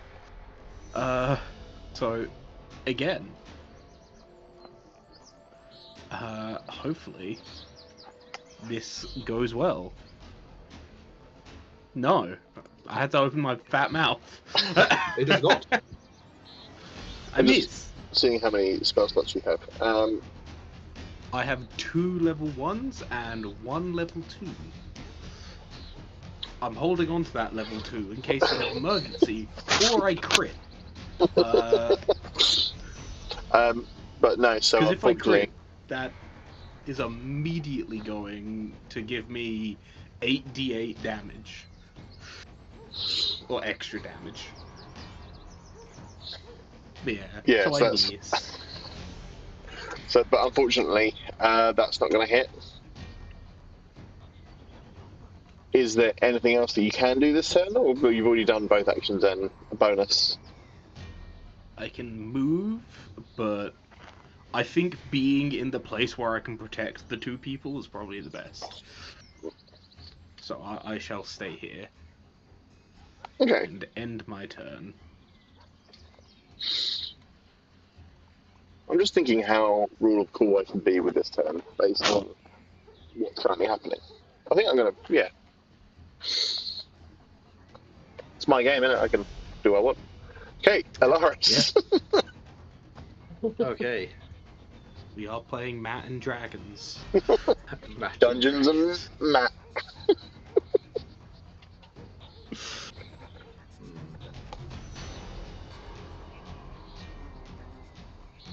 Now I could use Eldritch Blast again, or which obviously gets the bonus damage of the spike growth.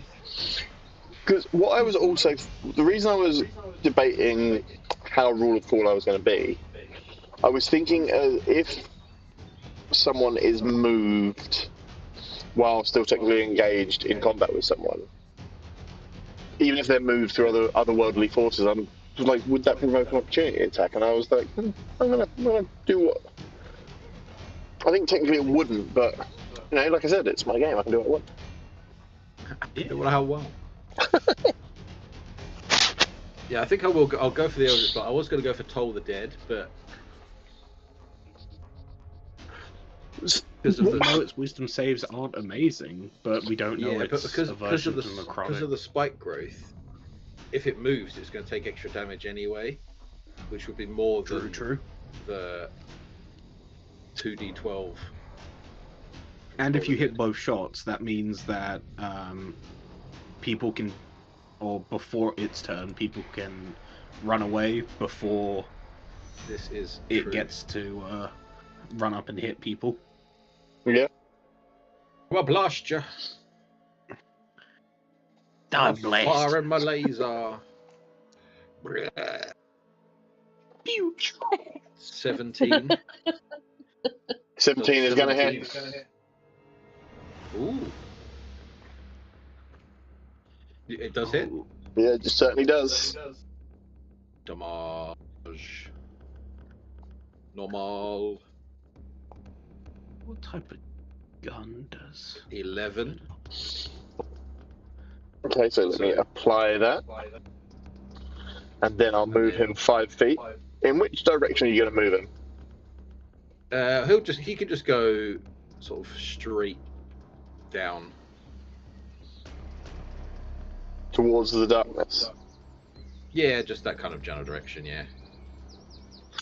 And because he's moved and he was engaged in combat with.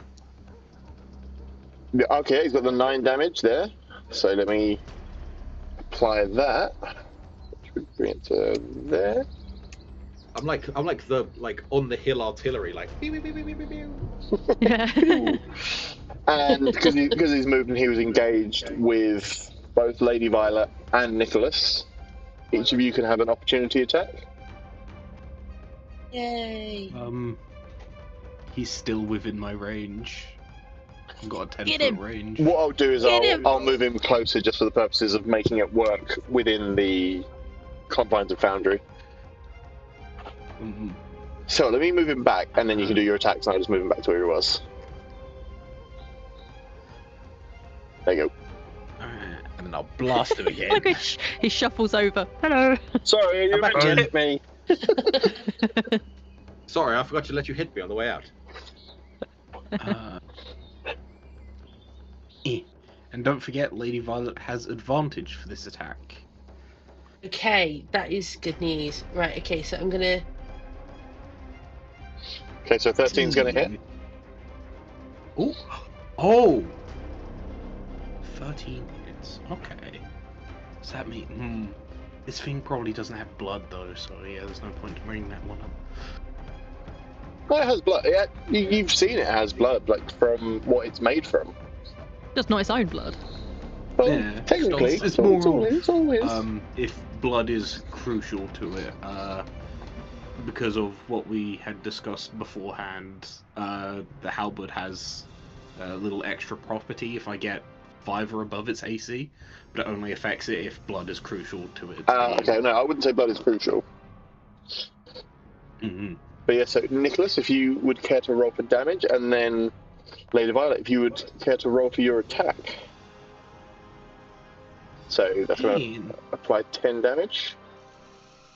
And you get advantage on this, which means you get sneak attack. Yeah.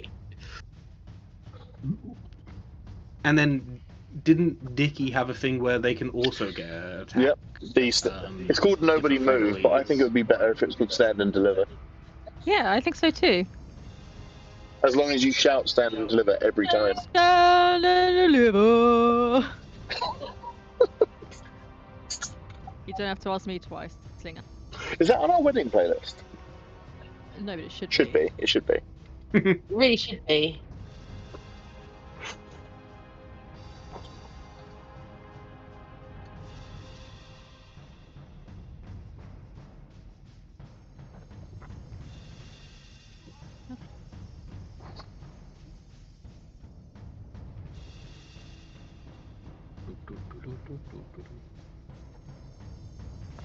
Oh, sorry, are we ready for me to roll my... Yeah, so sorry, Kelly. Yeah, if you could roll your attack. That's okay?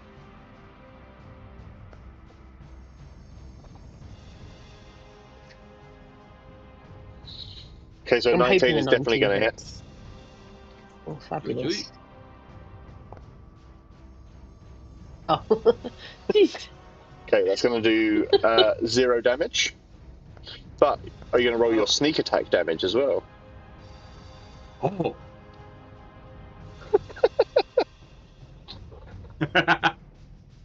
Yeah! And Dicky has just rolled a critical hit. Oh, yeah. So I'm very excited to see you roll. Okay, and so that's going to do 8 damage from Lady Violet's sneak attack, and then 12 damage from Dicky the Green. And because obviously it was a critical hit, another rule of cool thing I mentioned on session 1, if this happens, you get to dictate what effect it's going to have. Ooh.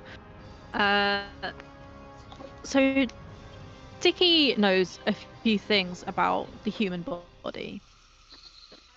And what he has discerned is that the big toe is seemingly essential. And whilst he knows that this thing isn't human, he has discerned that he does have a big toe. So with the rapier, he is completely removed his big toe on his right. Okay. Like Zorro. Yeah. Watcha! So let's. Completely removed So how can I? the big toe. Is there a status for wobbly? Because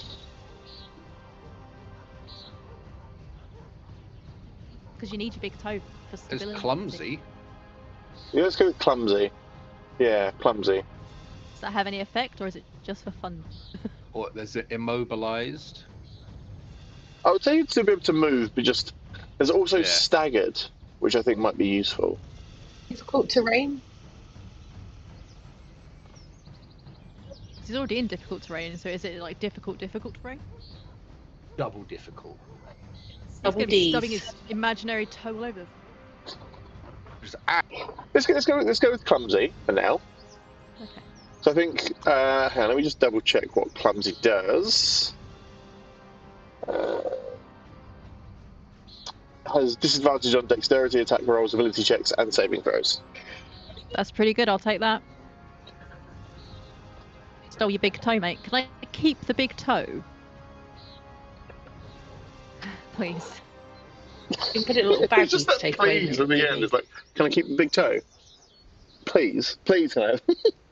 Please. How big is his big toe, knowing how big he is? How big would you estimate his big toe? Well, I mean, I can. Let me just get. I don't need a perfect, you know. So this is what we're looking at. He's got big, weird, dinosaur-esque feet. So Okay. it's big toe. Given he's probably about like what 12 feet tall, Yeah, so pretty big, about pretty big. a solid 10 inches. That's 10 inches, isn't it? That's what you told me. Yeah, I'm gonna put that in my. I guess Dickie would have a bum bag. Oh, if anyone has a bum bag, it's Dickie and Alaris. I think that's something that in between sessions, Oh, that's yeah. something you've bonded over. Yeah, the fact we both have bum bags. So I'm gonna just pop that in my bum bag and save it for later. I also think Nicholas would probably have a bum bag as well. Like, just because the sheer functionality of it. I think the only one that would be Probably, Lady yeah. Violet, because I would imagine Oh Lady no, I Violet's definitely not. wouldn't have a bum bag. She's carrying her own stuff. Yeah. No, I've got You know what I people to do imagine? that for me, honestly. You know, I imagine Nicholas having a Hmm. a flip phone belt buckle thing, like those little belt things that all Into dads your had. belt. I just think he'd be like, it's just so convenient, and it doesn't make my It's pockets right small. there. Okay, so let me Yeah. It's so convenient. just move him back, and I'm going to say a very annoying sentence for me, at least. Ollie, how would you like to use your second attack? Oh, I'll use my second Eldritch Blast because that's all I can do. Works pretty well though. to be fair. I only get Yeah. one attack, but I can shoot 2 Eldritch Blasts, and I'm like,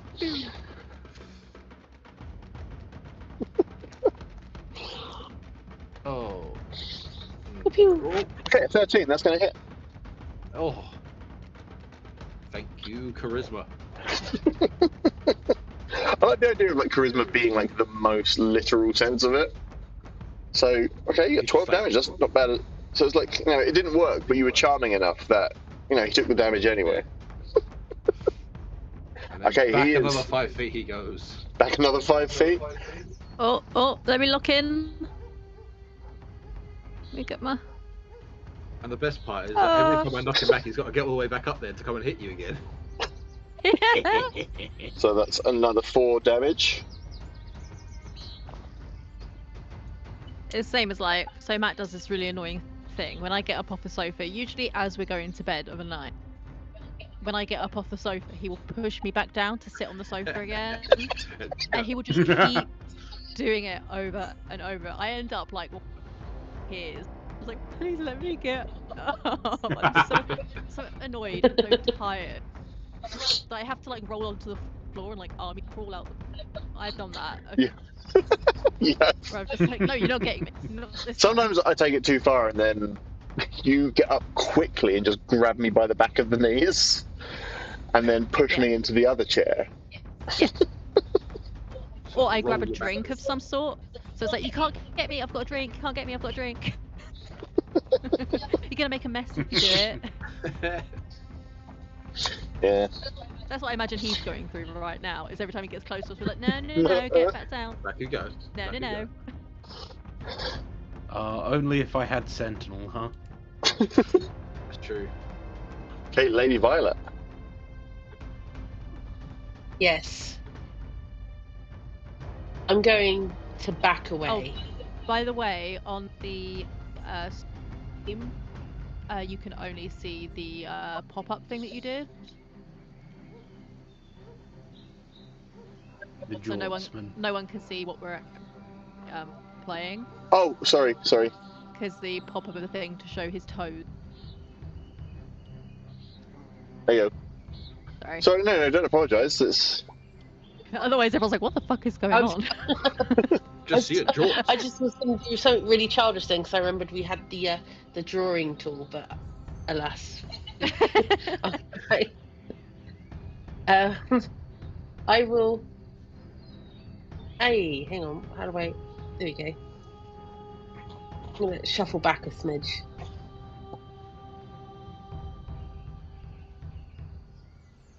Just a smidgen. And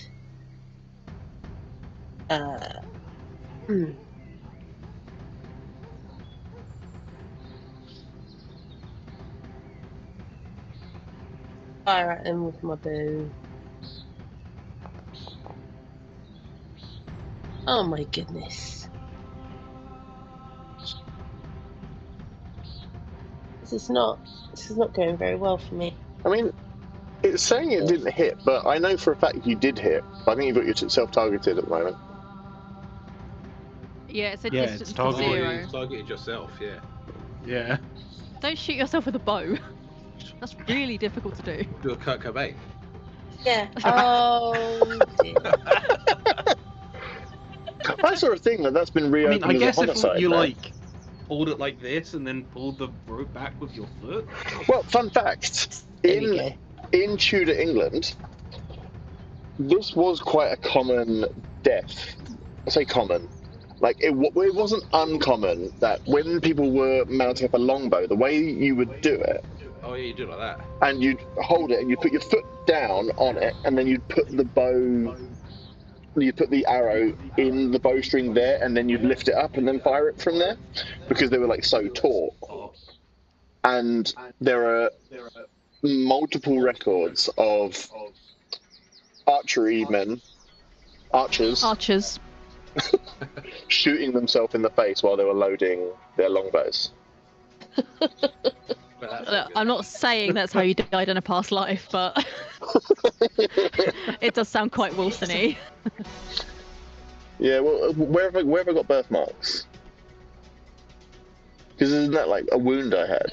Well, you've got a birthmarked tramp stamp Birthmark tramp stamp, on your leg.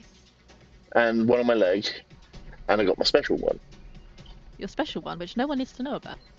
It's at the end of my willy. Yeah. Sorry, I'll edit this out. He won't. He Or he won't. That's going to be the Just gonna leave soundbite for the episode. everything in. Yep. Okay, and so I would say he's sufficiently. So yeah, please roll for damage, and also he is sufficiently distracted for your sneakiness to come into play. Okie dokie. The 9 damage not at me but at him. And then Okay, so it's going to do 0 damage.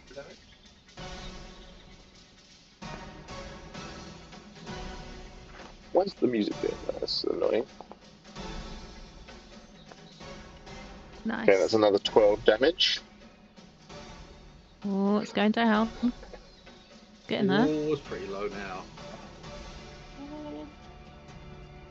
Doing it. If we can get some good hits in. Okay. Trying. And is that everything you can do or wish to do this turn, Lady Violet? it is everything I can do to end my turn. And that's the accused turn. So,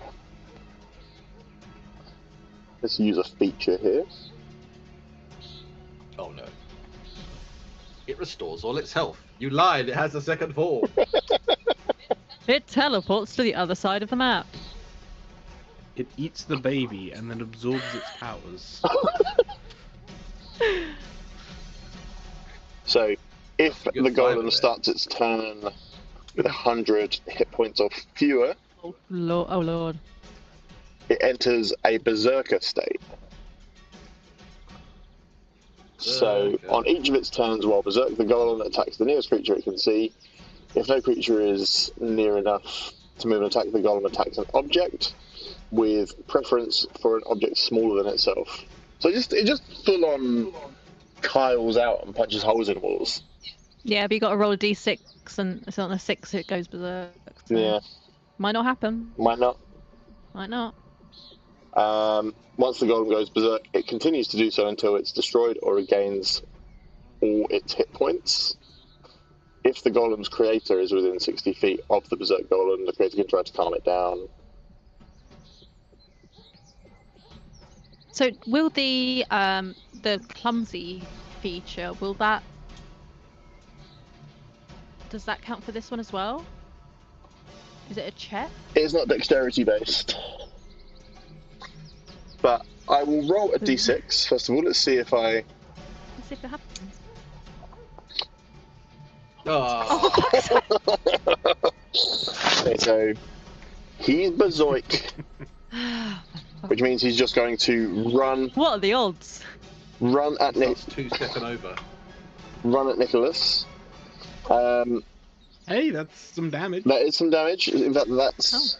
Charlie, could you please roll 4d6s? I would love to. Because that was 10 feet he moved. This could. Let's see how close. Or. Okay, Oh. that was something.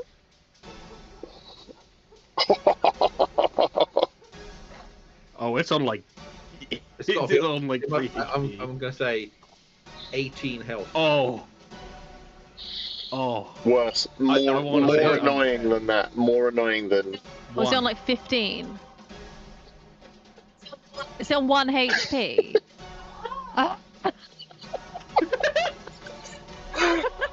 It's crazy how much that happens. Well, at though. least it's either you or the Happens so baby's much. got it. Okay, and I guess. It's still got an attack though. I think you'll find It's got a couple. it has a multi-attack. So, Berserker attack. Berserk, Don't worry. I'll live. Just got you in the face. and who am I gonna attack? It's Slam And Jen. Dicky. Okay. Uh-oh. Okay. Well, I know what I'm doing. Does an 18 hit? Yeah. Yeah. Yeah. So that will Yeah. do 2d10s worth of damage. Oh. That's Okay, that's okay. That's 12 okay. damage, but there's an Interception. interception, so please roll a d10. Oh. Intervention. Okay, so 5 less damage. that's going to do Hell yeah. Thank 7 you very much, damage. Nicolas. So that brings you down to 39. I will be the most annoying creature on the battlefield for the enemies. And then, for my second attack,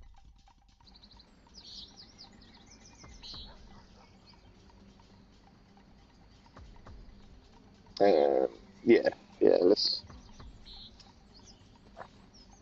Come on. My second attack, I'm going to slam the scary man with the spiky stick. Yeah, come on, crit me, crit me. Call me naughty. And that's not a dexterity based attack, so. Does a 24 hit? Just a bit.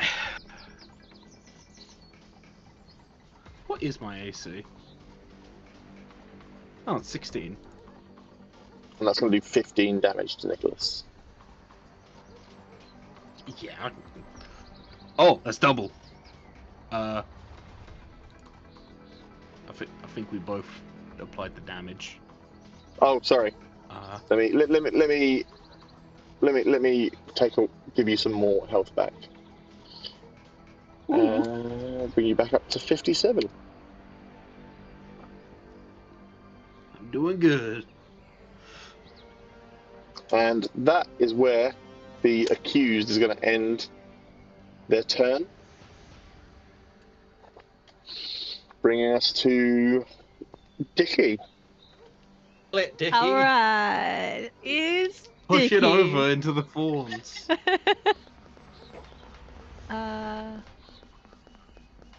at Sam. Okay.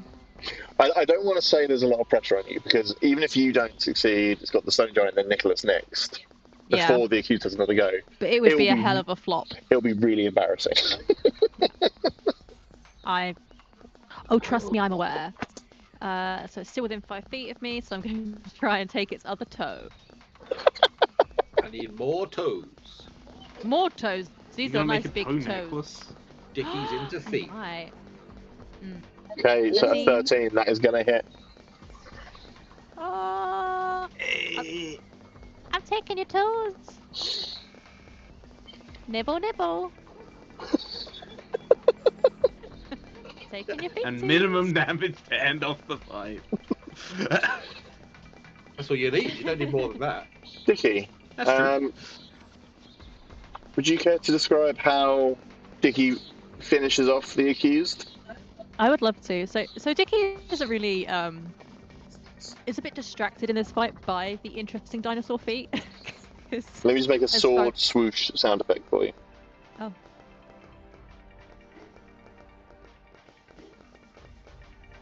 Didn't work. Okay. Can you just do it Wait. with your mouth? Nice. Okay, that's great.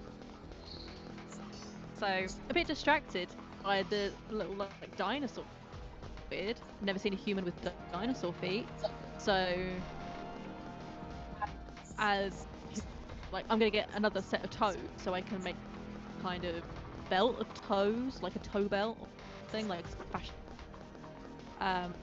Takes another toe, but accidentally like pushes him over into the like bramble, The magic thorns. all the thorns, and he just breaks up into bits. Just the thorns just like rip him to shreds where he's already bloodied and bruised, and he just sort of explodes like a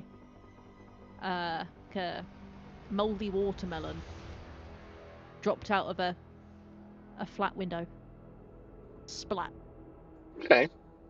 But I did get my second toe, so quite happy. So he gets eviscerated and just torn apart by the thorns. Minus 2 toes. Dickie's just like, woohoo! I'm thinking about what instruments I could make out of these toes now. I'm thinking maybe some like maracas kind of thing, like a Some Pat Butcher-esque. Accused. some toe earring. Okay, guys, Earrings, if you will. you know what that means? It means I get to change the music to something less threatening. No, I'm going to put on heroic themes. Something I'll say, Sirenscape has introduced a new feature called Nova, which is fantastic, and I cannot recommend it enough. It just increases the ease of use massively. Mhm. Oh, Right. So, I've been hearing bird song the entire time. Yeah, that's what I've been hearing. It's been a nice, relaxing, chilled fight against some kind of giant monster man. See, I thought the music wasn't playing right. Oh, but I definitely heard it towards the beginning of the fight, but Yeah. I didn't hear it anymore. hang on. It's funky. Ooh. How do I drop? Don't you dare.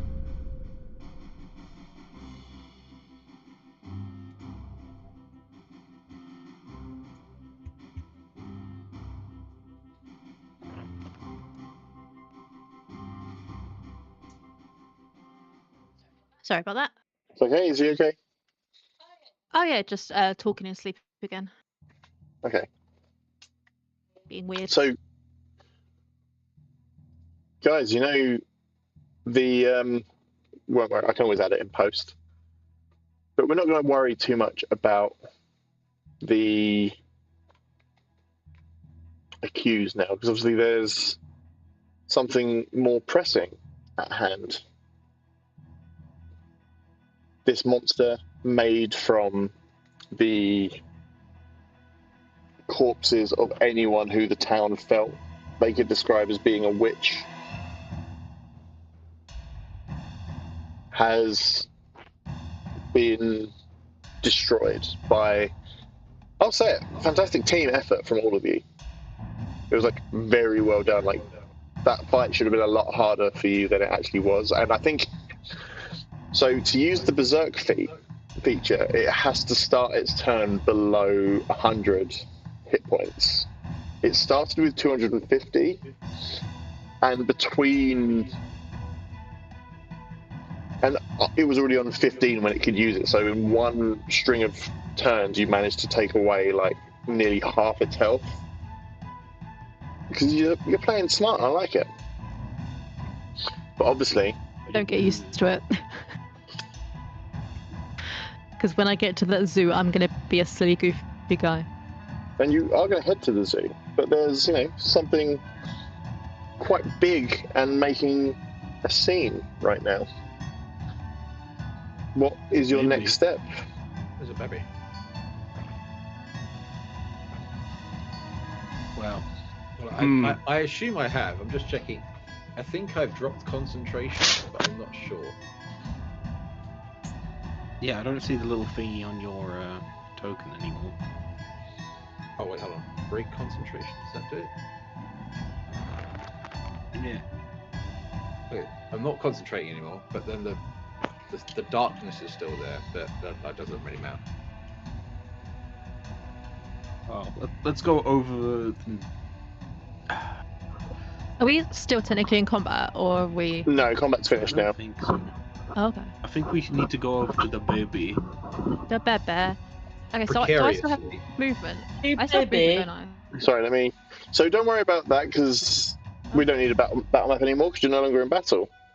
I? Okay. Oh, I thought you said we were still in battle. No. Sorry, no, we're not technically in battle. Oh, sorry. So there is that baby that's there, and there's a lot of dead bodies on the floor. What are you going to do? I think need to see if the baby's okay. And then after, well, Nicholas needs to find a graveyard for all these people. And I was the going There's a to well. amalgamation. There's a well right there. We could just shove them down the well and just pray for them as they go down. Rest in peace. Rest in peace. Okay, so I'm just Then gonna poison the entire town. So presumably you're going to go Yes. and try and console this crying child. I'm just going to go one by one across how you appear in the stream. And just ask you what your reaction is to this baby that's still crying. So, Dickie.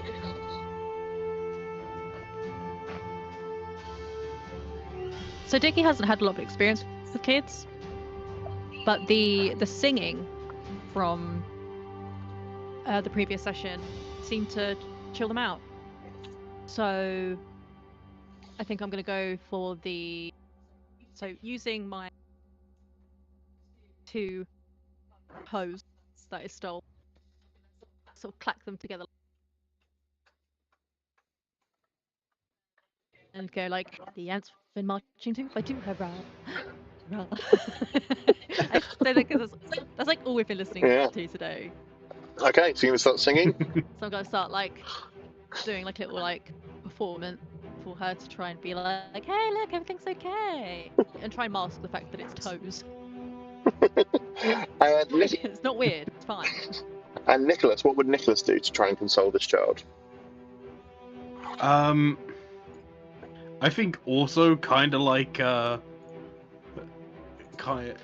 Dickie, Nicholas, because of his upbringing and everything, he's not used to being around children, but he's like, I should console this child.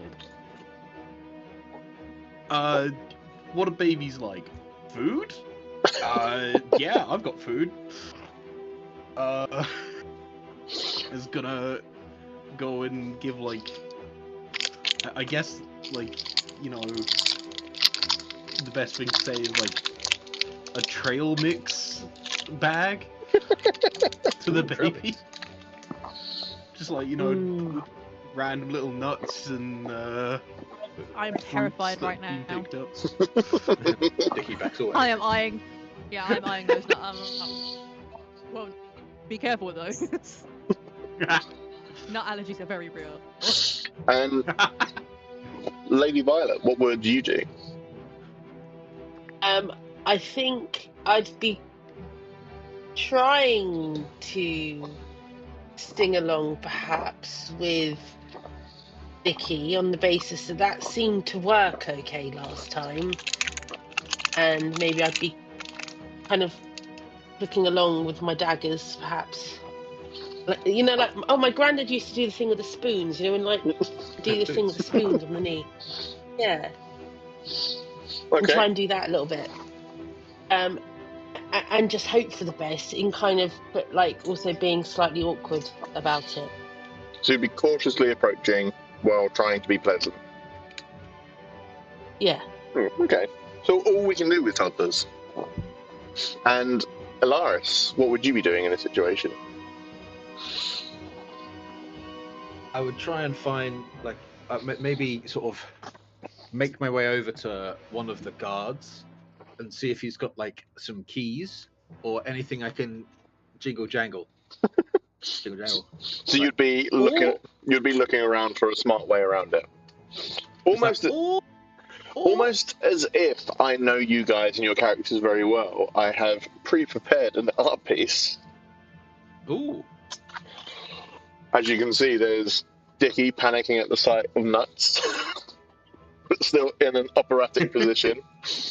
No, not walnut. Nicholas reaching into his bag to hand something, Alaris looking around for something he can use, and Violet sneaking over quite cautiously. He knows. I mean, I'm not a great DM, and I will be the first to admit that. Thank God it's not your job. Yeah, thank God. But there's one thing I can do quite well, it's like predicting what you guys will do. So, the baby's still crying and doesn't seem to want any of the nuts, and the singing doesn't have the same effect that it did before. There is one thing that seems to calm her down. As you approach and have presumably taken your hood off so you can look around and find keys, as you reach down to the... I'm trying to think what happened to the guards. One of the guards was just completely smashed with the club. Jammed. Turned to jam. Guard jam. I shot the other one in the belly. Yeah. No, you don't. Yeah. And then he got eaten by the spell, the thorns. Yeah. He's pretty holy. You, as Alaris stands up, removes his hood, keys in hand,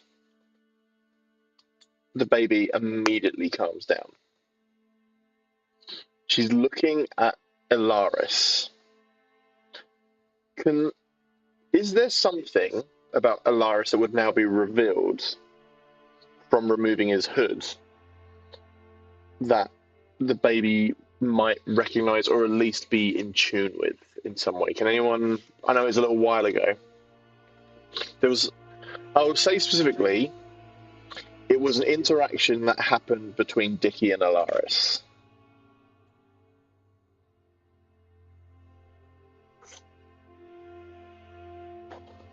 If you can't remember what...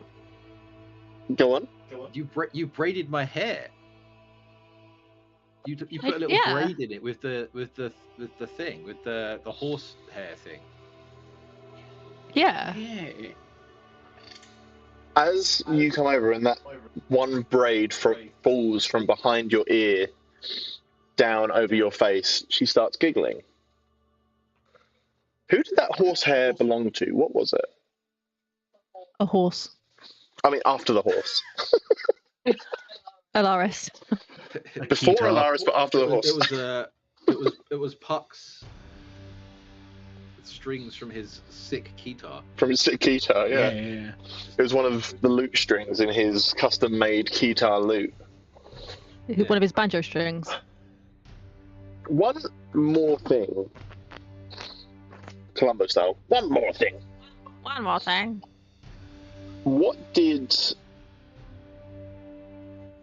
How did Puck's night at the Yuletide celebration end? Oh no! My child!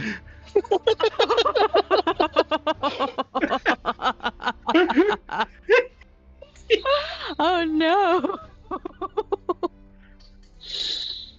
She starts giggling. As you get closer, you feel the exact same essence that is in you, that you felt with your frog companion every time they've communicated with you. But you look down and notice that your frog companion isn't there. You turn around, stood there on top of an old cellar that is locked. You see, He's back. well, guys, we were definitely right to trust you lot. Thank you for saving the little one. And, I mean, I'm sure Nicholas over there would agree that a good deed is its own reward, but see if those keys open anything.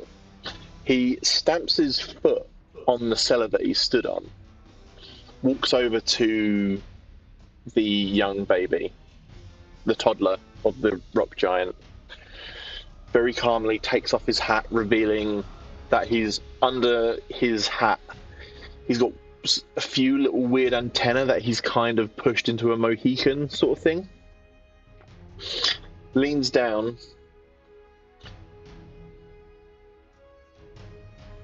He very knowingly, as he stands up and then pushes the braid back up behind Alaris's ear, nods, puts one hand on the stone giant, clicks his fingers, and the two of them disappear.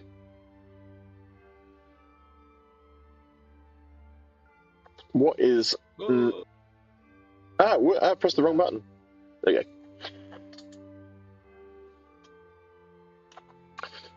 Did you guys want to check out what he was pointing at, or...? we shall.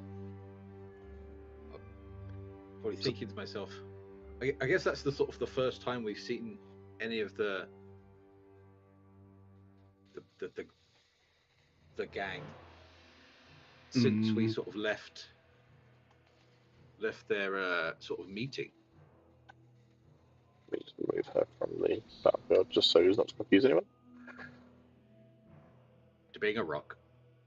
Yeah, he was uncharacteristically coy, wasn't he?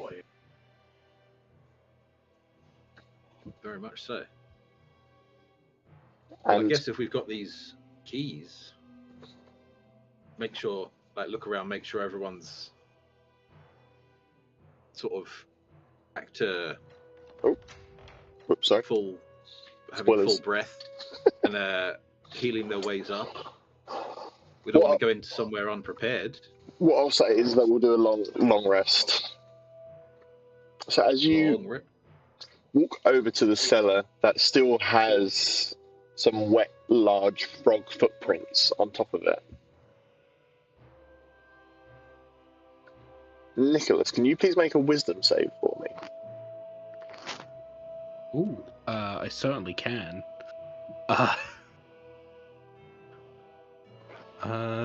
Let's see this. Considering how well I've been rolling today. Okay. Oh, hey! That's a good roll. You feel a sharp pang in your heart. It's like guilt, but 1,000 times stronger. But luckily you have given yourself new purpose, and that guilt just spurs you on. You know exactly what it is that you're going to find in this cellar. You've seen places like this, and you've just destroyed something that was made. The ingredients it was made from can only have come from one place in this proudly witch-free village. What do you think you're going to find in there?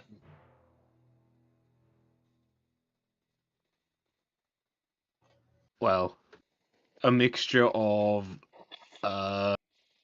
probably some confession.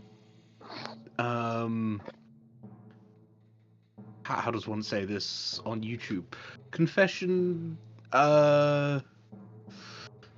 Persuasion rooms. And people that have been persuaded. So, as Alaris slips the key into the keyhole and the door opens, which it's now not doing. There we go. You're relieved to find that there are no formally persuaded people, as they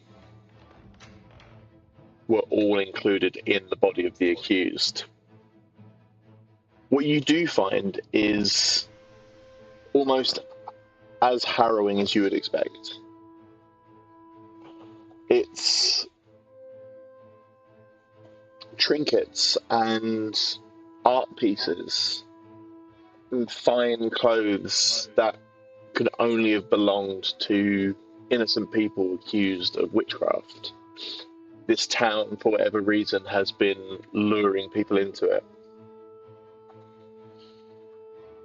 and accusing people of witches, maybe some of their own citizenry, and has been hoarding the stuff that they were able to take. You see on a desk, a big pile of coins. You see a box holding various gems of different colours, and they're all cut perfectly. They have been taken from someone with access to them, so nobility. You can see lockets and journals and a couple of bottles that would only belong to a medicine person. Next to it all, you see that same flyer again that you saw before. The one for Riverfort Zoo of Curiosities, which I can get back up on the screen for anyone who would like to see it. Maybe. Can't remember where I saved it. Aha. Is there more of that strange powder that they sprinkled over the corpse pile?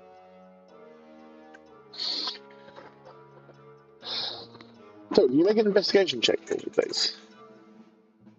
I can certainly try. I'm not very good at these. Investigation. 8. Okay, so as far as you can see, there's the flyer. That is there again. As far as you can see, that powder isn't there, and with an 8, I think you would assume that it wasn't. You wouldn't even begin to know how they manufactured it there. It would have to have just been given to them by someone. They said they had the tools, and you take that at the word. So there's no reason for you to question any further. Oh shit! Sorry, everyone. Bear with me 1 second. I've accidentally closed the stream on the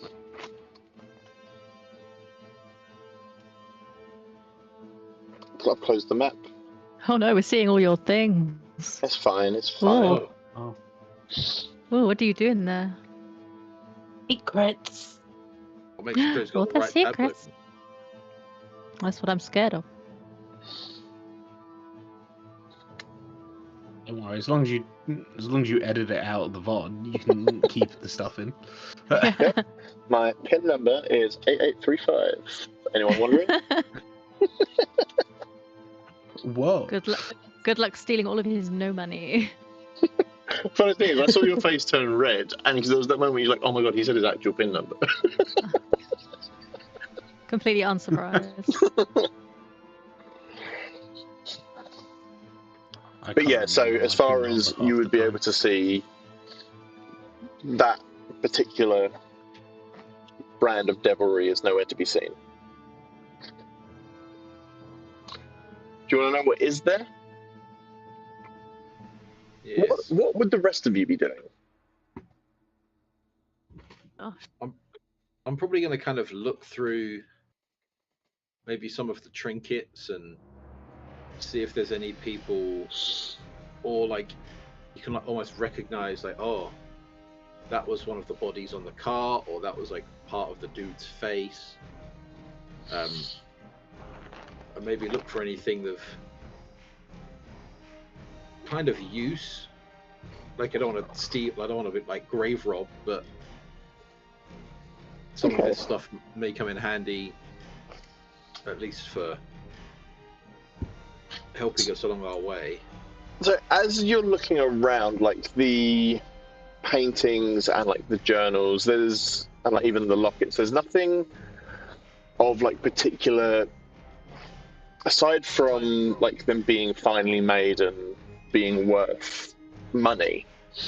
There's nothing attributing like anything to the people who were part of the accused, other than just the fact that these were people. Like you can see in the lockets they had loved ones, you can see in the journals they had hopes, you can see in the clothes and the paintings that they wanted to feel beautiful and see beauty in the world. You do find a couple of containers. You find a bottle containing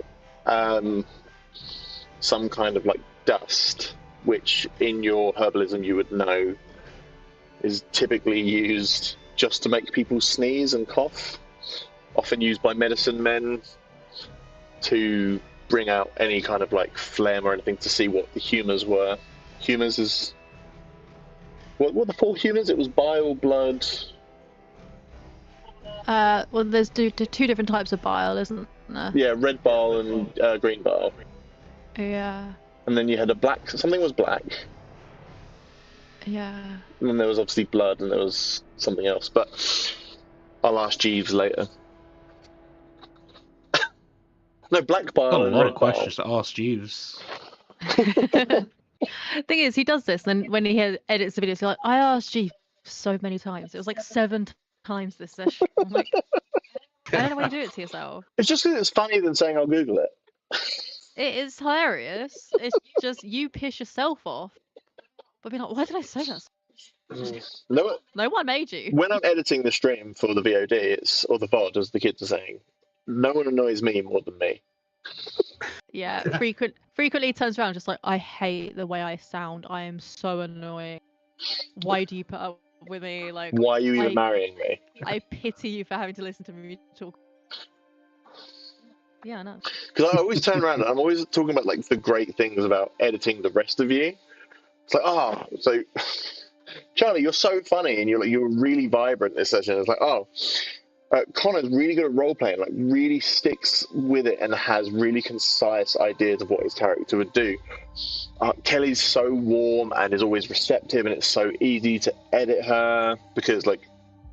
And then with Ollie, it's like, okay, everything he says is funny, and like if you see the VOD, it's like I'm just leave you pretty much unedited the whole time. It's like perfect. But yeah, but no. So sorry to go back to this. It's you.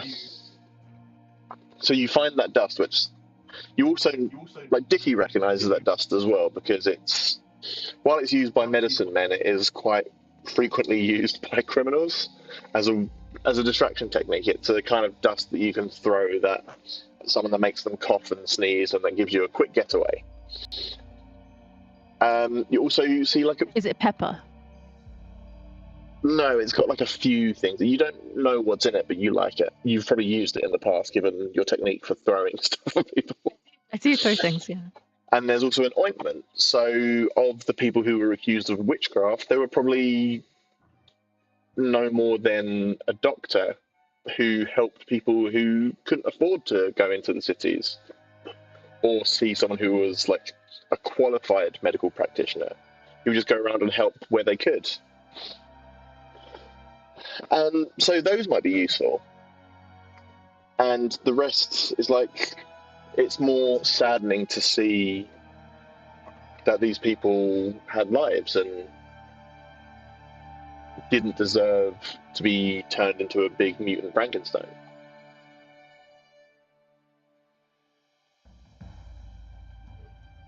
Should I collect the diaries? You can, yeah. So Yeah, I was going to say, can I help Nicholas look through the diaries for some names? Maybe if they wrote their names in the diaries, and then maybe we can make some kind of grave markers or Name. something like that. Things So that If they have any Nicholas loved ones, is- it would be nice to Yeah. return some of their items. okay, so names, locations, like that come up often, where like maybe these people were known, or where they lived, ASL, basically. and any relatives. Yeah. so people tend not to write their own names in their personal journals. So, but You have clearly not been a 12-year-old girl. Because at the front of every journal, it says, this journal belongs to... people tend not to write their names in journals. But luckily for you, these ones have. I win. So the first one is belonging to a man, presumably a man whose name is just Jonathan Eldredor.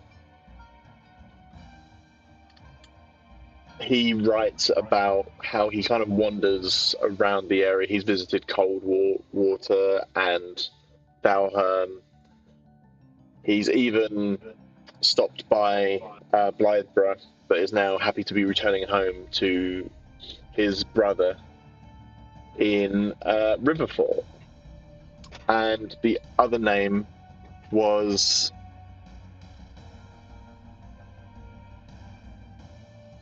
Elizabeth Blackwell, who was just travelling from Falhern to Coldwater. She doesn't say why, she's just very excited to see the large market and the zoo of curiosities that's there.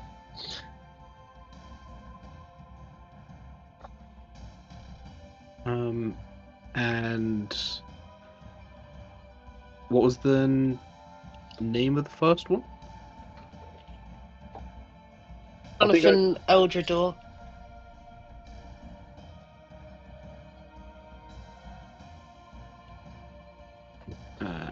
And the second one was Elizabeth.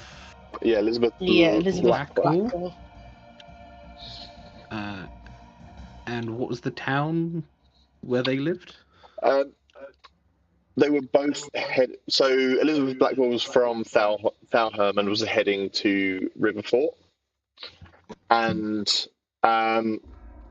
Jonathan spoke of wandering around this. He just says this part of the country, and is happy to be returning back to his brother in Riverfort as well. Oh, because Elizabeth Blackwell wanted to see the market in Riverfort. So you can attribute some of the fine clothes with her, because she was probably hoping to sell them.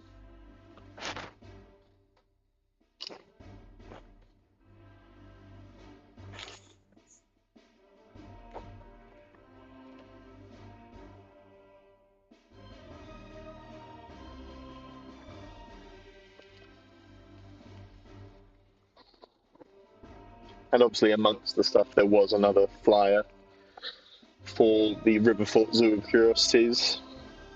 As speaking of the market and family, and obviously you've got like the gems and the big stack of coins that's there as well. So I actually have an upgrade to the spell that I used last time. Okay. But this time it takes a lot of coins. Well, luckily 2 for each person. There's a big stack of coins. Because now I have gentle repose. Is that gold pieces they require? Which 2 copper pieces. Okay, that's fine. That place on the eyes, and then they will they cannot be raised as dead, and they are spared from decay for 10 days. Okay. So I will say that because they were all sort of like torn and pulled into the accused, in destroying him and then doing the spell, they are given peace at the fact that at least the accused has deteriorated into a pile of bodies that look how they would have looked before they died. So they are now, like, by doing this spell and by placing the coins and giving them the burial rites before Dickie tried to drop them all down the well, they look peaceful and they have their coins placed on their eyes. So I have got a note of how much money there is, and I'm just going to reduce you said 2 per person. So I'm going to reduce the amount of copper pieces by 100. So we can assume that there's about 50 people who have been victim of whatever these witch hunters have been doing.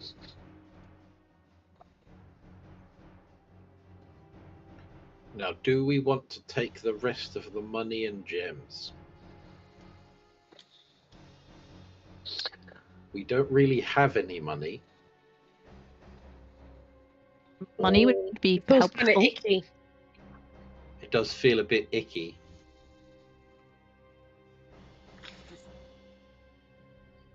I don't know how we're going to make money otherwise. Sell your bodies. The next episode will be finding a pip. Null and void. After dark. Only D&D. So something I will say for the next session, and because I appreciate the last couple of sessions have been a little bit heavier in terms of content, I have taken on board what your wishes were previously, and will happily tell you that the next session has been inspired, because I've already prepped for it, by the hit TV show Say Yes to the Dress. Yay! Meaning that you will have a chance for shopping. Shopping. Okay. I mean, if you make it I to... think we should take some money at least.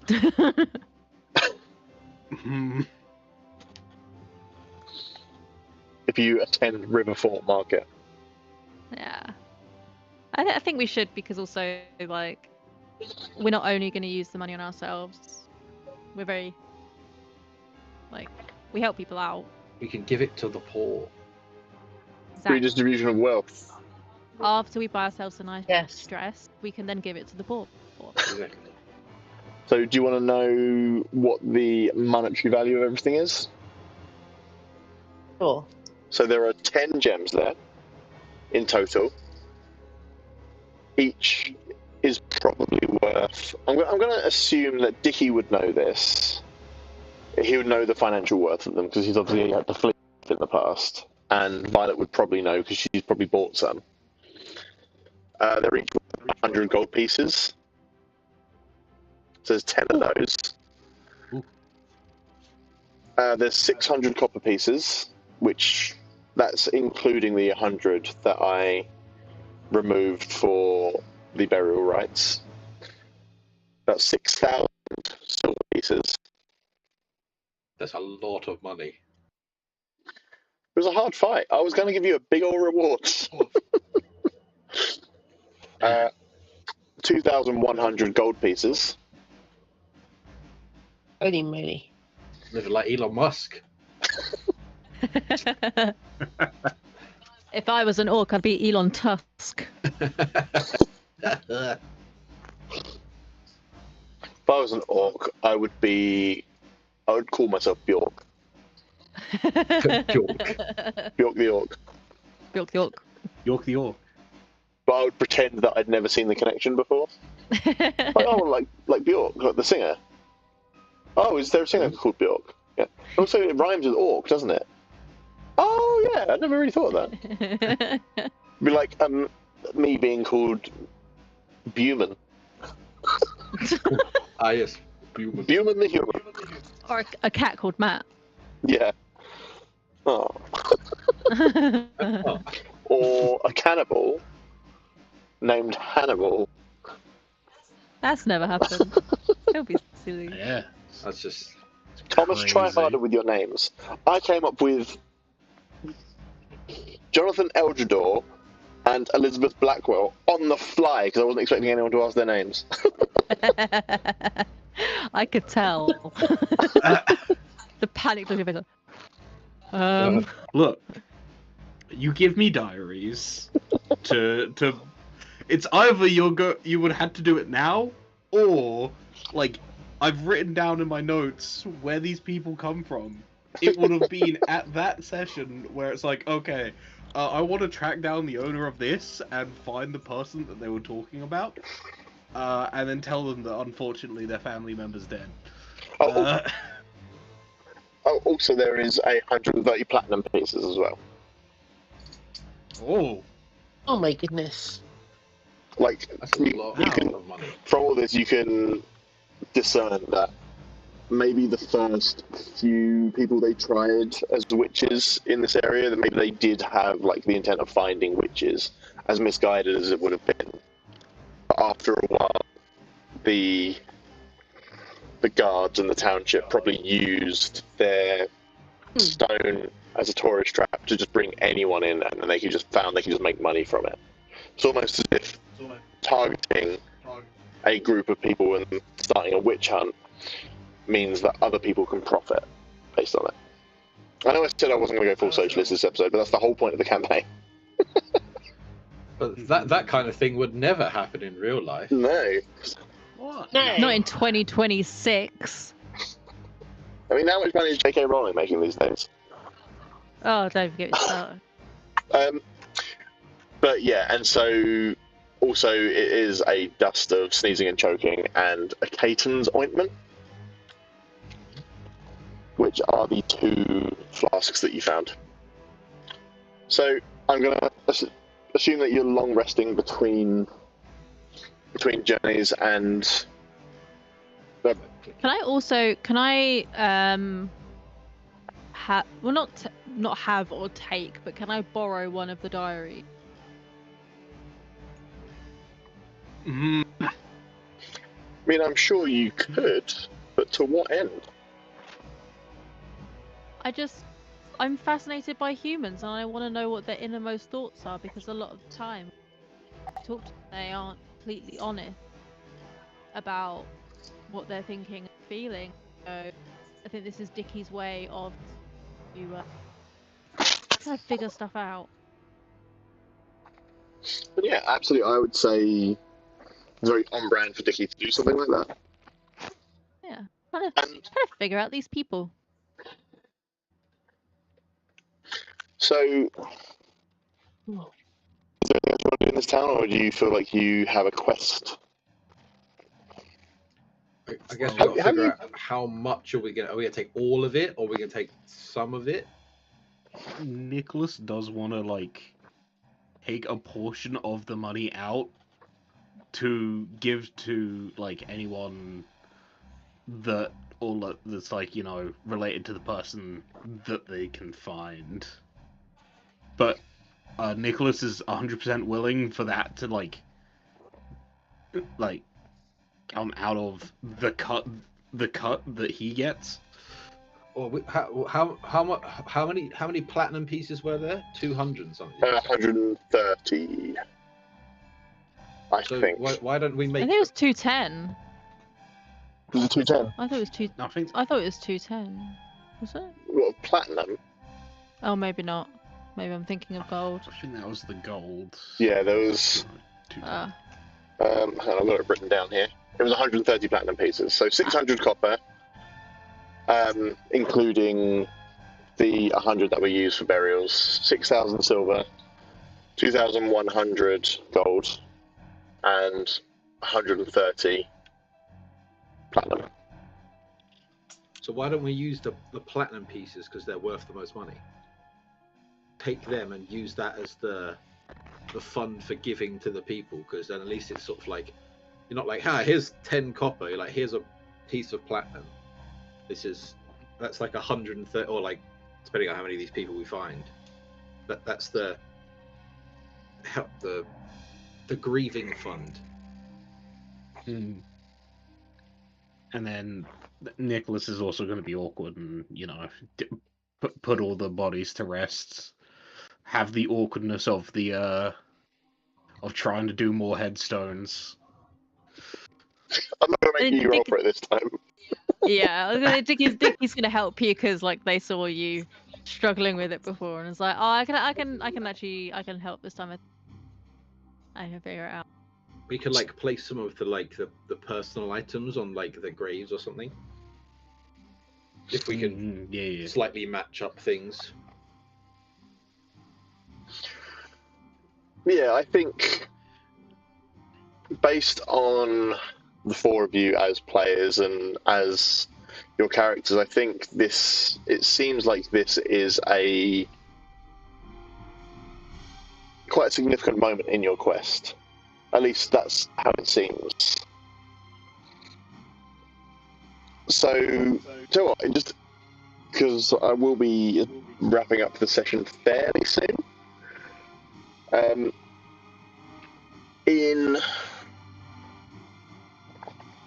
In one sentence, I'm going to go through one by one. I'm just going to ask what each person's next step is, and this time I'm going to go backwards. So, Elaris, after seeing this and understanding the connection it has to Riverfort, what is your current motivation / endgame? At this point, I guess it's not much different than sort of when we started out, but maybe a bit more sort of firm in what I want to do. Sort of, we now know that the witch hunts we knew before were always a kind of a farce, but now we need to stop this. Seeing one or two people not occasionally, but one or two people getting hanged every now and then, or as they're sort of going through the towns, is one thing that like they're using this as a way to gain profit for whatever regime they're doing. So maybe that's not one sentence. So my sentence will be. No, that's fine. No, it's fine. It's all good. My sentence will be. I think it's finally time we take a band more of the fight to them. This time, it's personal. Yeah, and I think that's quite good. Like the idea of taking the fight to them. Okay, thank you, Alaris. Lady Violet. Same question. What is your? I think a case of, again, being noble and inheritance being a very big thing in that sphere of the world. I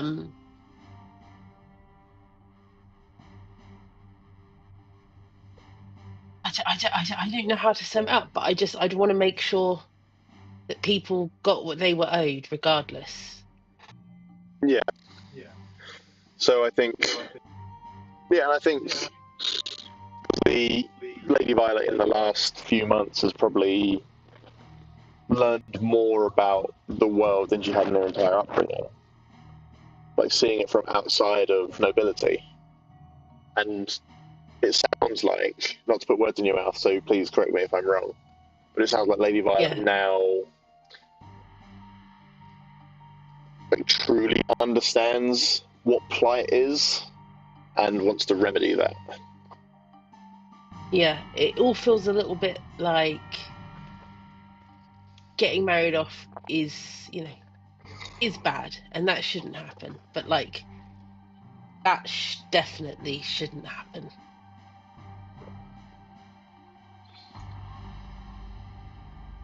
Yeah. Okay, Nicholas.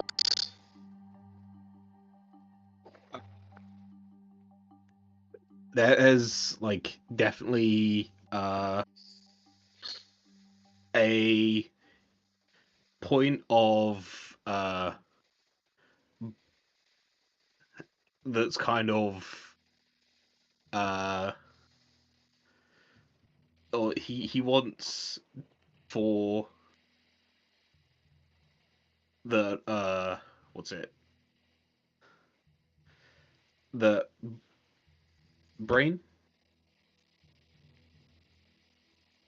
So yeah, he wants both to, you know, try and redeem those that he can, and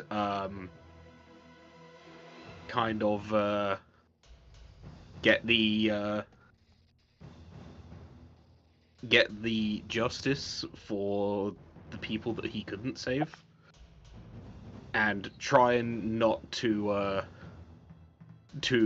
go too far and kind of forget the original point of why he's doing stuff. Sorry, I didn't mean to cut you off there, Connor. But that's interesting because it's like, yeah, he's going to do his job and seek like retribution where he can. But the fact that he was like, he's going to try and not go too far, in the most Nicholas way possible, I think that's the first time you've ever described Nicholas as being angry. Like, yeah, it was in a very noble. Like, oh well, I need to keep myself in check here, because it's like the, it's like, you know, when you're in a pub and someone you hate walks in, you turn to your mate and be like, "Look, keep me away from that person because I might throw hands." Yeah. And last, but by certainly no means least, Dickie. How, obviously, Dickie's very new to this world as a whole. Yeah. Is your motion / end game going?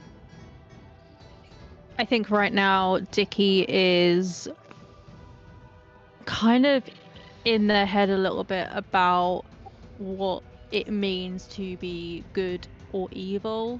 I think he had an impression for so long that there was only goodness in the world, and it was when he came to the human world is starting to experience, because for so long humans were like this like a cute little like plaything, like they weren't real, they were just like these cute little things that didn't really know what was going on. And seeing the complexities of human nature and how really the only evil that he has experienced in the human world has been due to greed, be it of money or magic, and how magic in the human world seems to corrupt the mind, and it is only really being used for evil. Apart from his friends, anyone he meets who does magic seems to be using it to hurt people, which isn't his experience in the Fey realm. So I think he's really trying to wrap his head around people wanting to use magic to hurt people or to punish or to take apart these innocent people who haven't done magic. They were just good, normal human people, and how these people were punished for no good reason. And so I think he's really pondering good and evil for the first time, after seeing that humans, when confronted with magic, can be truly evil because of their susceptibility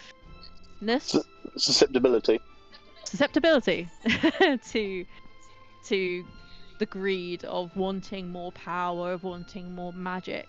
And I think that's very confusing for him, and I think he's taking some time to read those diaries and see the little intricacies of these humans' lives, read about their crushes or their problems at work and all of these things, to really bring back the human nature and see that, and bring back that kind of positive curiosity that he had about humans in the first place, that made him want to save that first human's life. That little boy, yeah, to kind of bring back. So he's trying to see the good in the world again, trying to cling on to the goodness around him, because at the moment he's seeing so much evil for the first time, and that is, it's like a kid when they first experience Other like people someone being who mean. is someone being mean for no reason, just out of nowhere, and it's really jarring. I think that's what Dickie's kind of going through now, seeing people be evil, and so he's clinging on to any semblance of whimsy, anything that's kind of a bit goofy, a bit weird, a bit funny about humans. He's just desperate to cling on to the good in the world. Yeah, so as you're moving from this now empty, save for a few people who are still like holed up in their homes, moving from Black's Hall to Sandwich board Riverfort. guy good? Hmm? Is the sandwich board guy good? He's ran off. He was hiding. Oh, do I still have the sandwich board on? I'm going to say yes. I thought... For the entire fight, you had that sandwich board on. Just because it means when I edit the photos after and make the art pieces, it's going to be really funny. Can I still be wearing it? Yeah. Had you changed on it? Oh yeah. Because before it said Before it said Stones Rock, I think. Don't talk to me till I've had my coffee. No coffee, no worky. I think, My other sandwich board is a Millennium Falcon. I think that Dickie is just trying to be positive and trying to be like, okay guys, like, we need to live, we need to laugh, and we need to love. Right now. Oh God. And so Dickie just has live, laugh, love. The fact that this campaign is set in like a magical version of Essex makes that even more hilarious. Oh yes. But as Yeah. I bet you didn't know that Dickie actually invented that phrase. so as you're walking from Black's Hall to Riverfort. Also, by the way, I will say Black's Hall is a real place, and as far as I can tell, they have no history of like very heinous crimes as described in this game. Do they have a Facebook community page? That's what I want to know. Are we going to be on it? Maybe, and they do still have the Black Stone. That's still a thing that you can go see. Yeah, everyone should go see it. We should go. We should all go up there. So all the bad stuff about Blacksaw that I made up for this campaign is just that, it's just fiction. But the good stuff, like the stone that grows, that's still there. You can go see it. Has it grown Yeah. recently? It hasn't. It hasn't grown since people started, which I find suspicious. And there's a series of slightly smaller stones behind the shed. Yeah, but so as you're making the journey from Riverfort to from Blacksaw to Riverfort, sorry, I misspoke. I imagine you're quite somber, but obviously this will be the first time Dickie is properly in Human City, and it'll be the longest time since Alaris has actually been in a human, like a proper city, without being surrounded by guards. The last time you were there, you were about to be, well, you're in cold water and you're about to be hanged. Yeah. As you're walking, each of you seems to hold the words that your patrons said to you. Like, it's now seeming, like the thought of it is seeming much louder than before. So for Lady Violet, remembering that Morgana spoke about balancing the ledger, bringing retribution, seeing what has happened here in this small village with just the faintest corruption of magic, truly understands what Morgana asked of her and what she was recruiting her for Dickie understanding now why his job as the poop scooper was so important, why it was so necessary to keep magic out of most humans' hands. If they didn't already know about it, they should never know about it, and understands why revealing himself to that young boy for whatever reason could have been catastrophic if it had gone differently. And understands why Hurler was so upset, but also understands why Hurler chose Dickie to be his emissary. Because he does have that level of passion and compassion. And Laris is remembering what Puck said to him about power being in the wrong place and how it was now down to him to make sure that was correct. Puck wasn't just saying it for a laugh, it was to keep the world safe and to keep innocent lives safe. And as a hermit, they would have chosen him because the Fae understand how important it is to stay hidden, just as Alaris does. And Nicholas has seen terrible things happen, and is now reaffirmed by what Cordelia said to him about having to gather good people together in order to form. She used the term army, but I think Nicholas is seeing it as more of a resistance at this point. You can't necessarily push back a tidal wave, but if enough of you stand together, at least someone's not going to get wet. But with all these heavy thoughts, you find your way in Riverfort. Walk in, and wouldn't you know it, it happens to be market day. And that is where we will end the session. Look at that dude in the moustache. That's just a normal businessman. He's a normal Dude, he's a normal human businessman, and there is nothing suspicious about him. He's ginger. That's it. That's the. Hey, my fiance's ginger.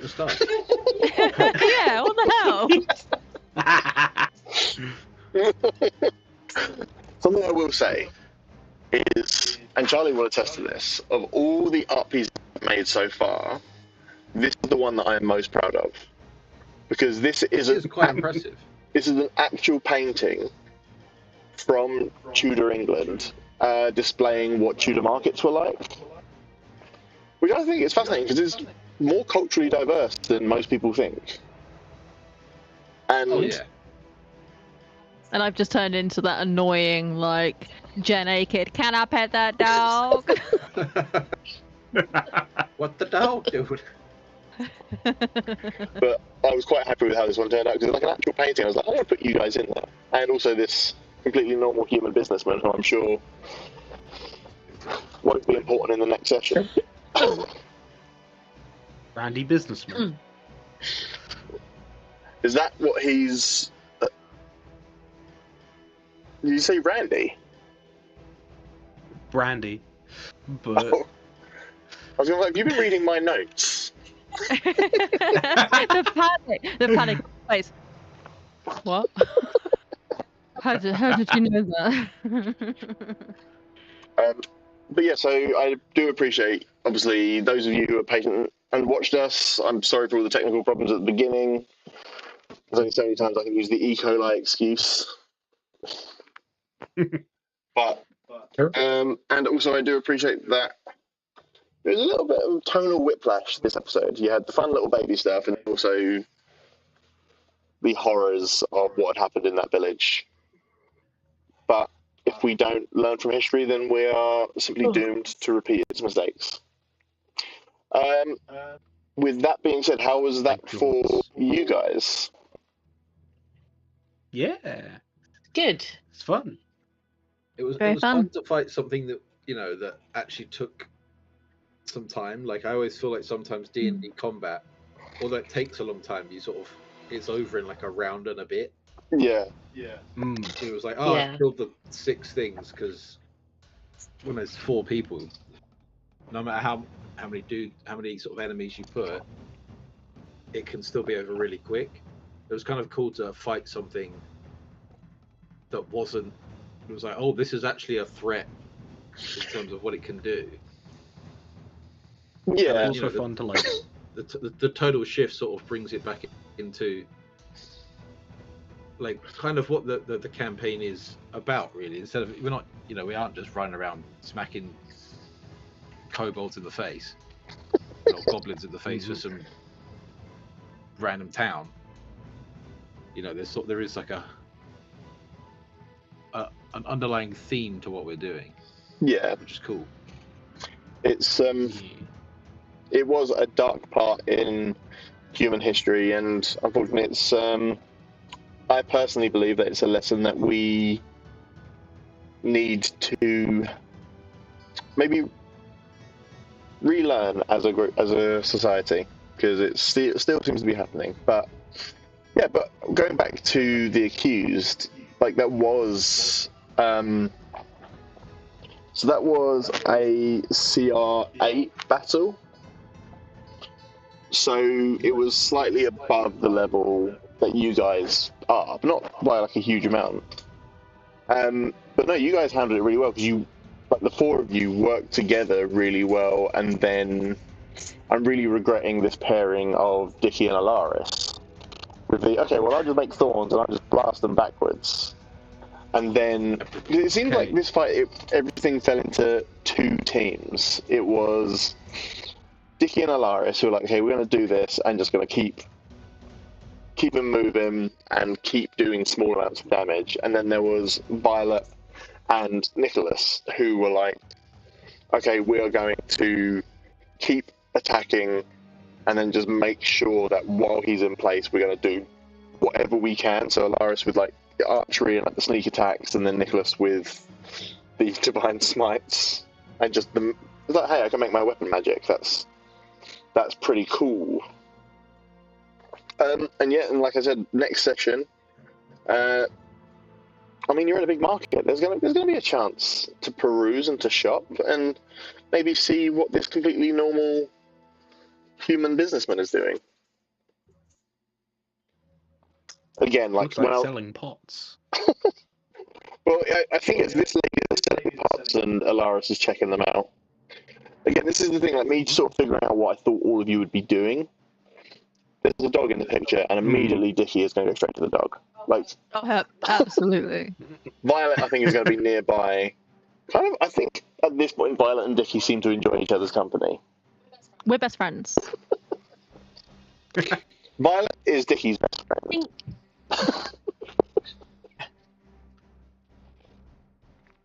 I'd be slightly concerned because this guy right here looks an awful lot like someone that's in government, from what I understand about what government ministers, or at least the least form of government that was around at that time. City council. He looks an awful lot like. I mean, they all look the same. I've done loads of pictures with the kids recently. What's his name? Mr. Thomas Cromwell. Is it Thomas Cromwell? Oliver Cromwell. Oliver Cromwell? One of the... No, it's just someone. Thomas Becket.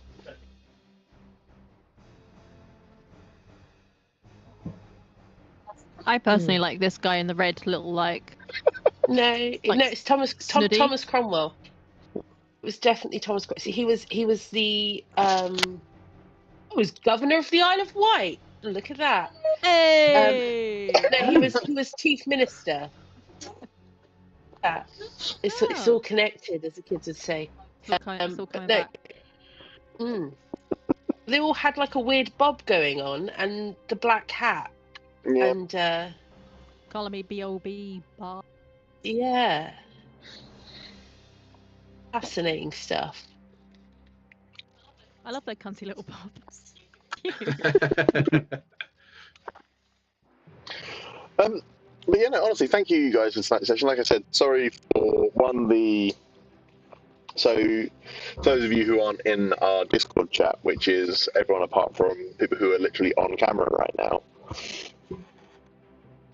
there was a bit wishy-washy as to whether we were going to do the session today because of my illness, and I thought, no, I've been iller at jobs I hate more.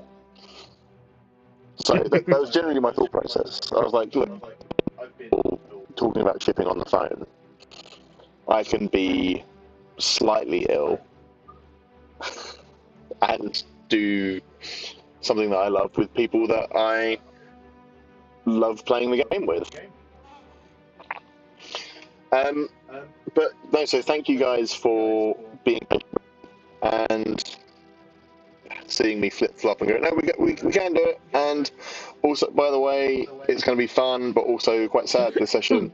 And also, I'm not going to get my computer to work. You're all going to have to redo your intros at the beginning. I had to do mine 3 times. Because also my microphone didn't work. You just did it once, Connor. You're so lucky. I did it once. Yeah. I was sick of the sound of my own name by the end of it. I was like, I'm Charlie. Like the Olympics where they have to say their name twice. Charlie. Charlie. But also, at the beginning when I was asking you about justice and how you would do that, do you see why I was asking that now? I guess, but next time can it be like favourite ice cream flavour or something? 'Cause... I'm going to guess what everyone's favourite ice cream flavour is. Well, us or our characters? Your characters. Okay. So I'm just going to go from the picture that's here, going across. Mm-hmm. Lady Violet, I think something refined like a rum raisin, maybe a mint choc. Dicky, bubblegum. Yeah! The blue one that's like definitely poison. The bright blue one. The one that like, no food should be that colour.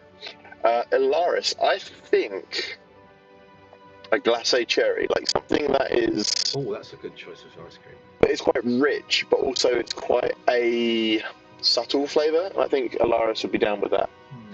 And I think Nicholas... I don't know if Nicholas would ever eat ice cream. So I think if he did, he probably would have like just vanilla. But it would be like proper Madagascan vanilla. Or a sorbet. Yeah, I think a sorbet. Sorbet. Yeah. Yeah. Like a mango sorbet. Or a lemon sorbet. Or lemon sorbet, lovely. Lovely. But no, thank you guys for tonight. I personally am partial to lemon. Lemon sorbet is a really good co-op, right? The local mini supermarket chain used to do, it was like white chocolate ice cream that had veins of Sicilian lemon sorbet going through it, and like had like a tunnel of lemon curd going through the middle of it, and it was literally the best thing in the like. So this is when I had no money at all, and this is the time when I was new. Yeah. No, it was gruel. You made it with water. It was porridge oats and water mixed together and heated up. That's how poor I was. No milk. But I would. Partially the reason I was so poor is because once a week I would go downstairs to the co-op and I'd buy myself a tub of that ice cream. It's a worthy sacrifice. It is. But no, so thank you guys all for playing. And thank all of y'all for watching. As always, please show support by following, telling your friends. We're only, I think, 10 followers away now from being Twitch affiliates, which if we could make that happen, that would be great. That'd be cool. Yeah. And obviously Sirenscape for the music, Hero Forge, and Forgotten for the characters and the minis. Forgotten Adventures, I used the map we used was designed by them, and some of the tokens of Forgotten Adventures as well, so all brilliant. You should check them out, subscribe to their Patreon, and while you're at Patreon, why not subscribe to the Gnoll and Void Patreon, where you can see behind the scenes stuff, original character sheets of all these things, any made up magical item that's here, you'll be able to use that in your own games. So please go check out and follow Charlie Reads on YouTube, Instagram. Yes, please do. And Roll to Try. Connor streams regularly. He has a Pathfinder game that he streams as well, which is fantastic, and I would highly recommend it. Ollie is streaming under the name Smolly1. Follow him because he is great. Are you still working through Kingdom Hearts? Yeah, I haven't streamed for a while, but I'm probably gonna stream again this week at some point between And all the work that I have to do. But yes, I'm making my way through.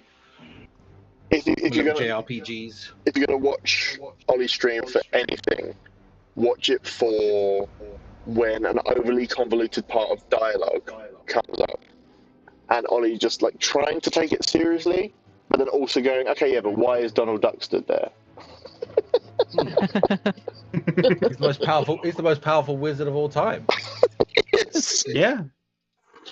And Kelly, you don't currently stream. I don't do any of that.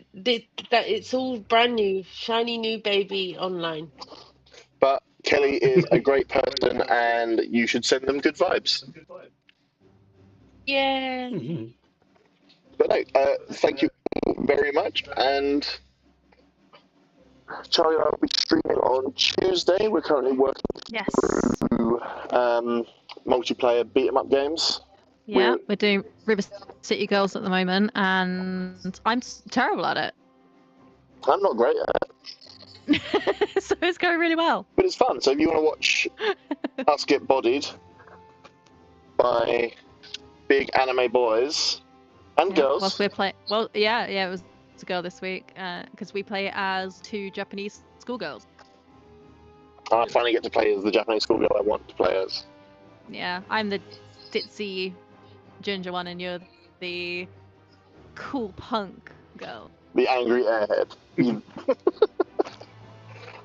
But yeah, no, thank you very much. And I am going to stop the stream in 3, 2, 1. Everyone say bye bye bye bye.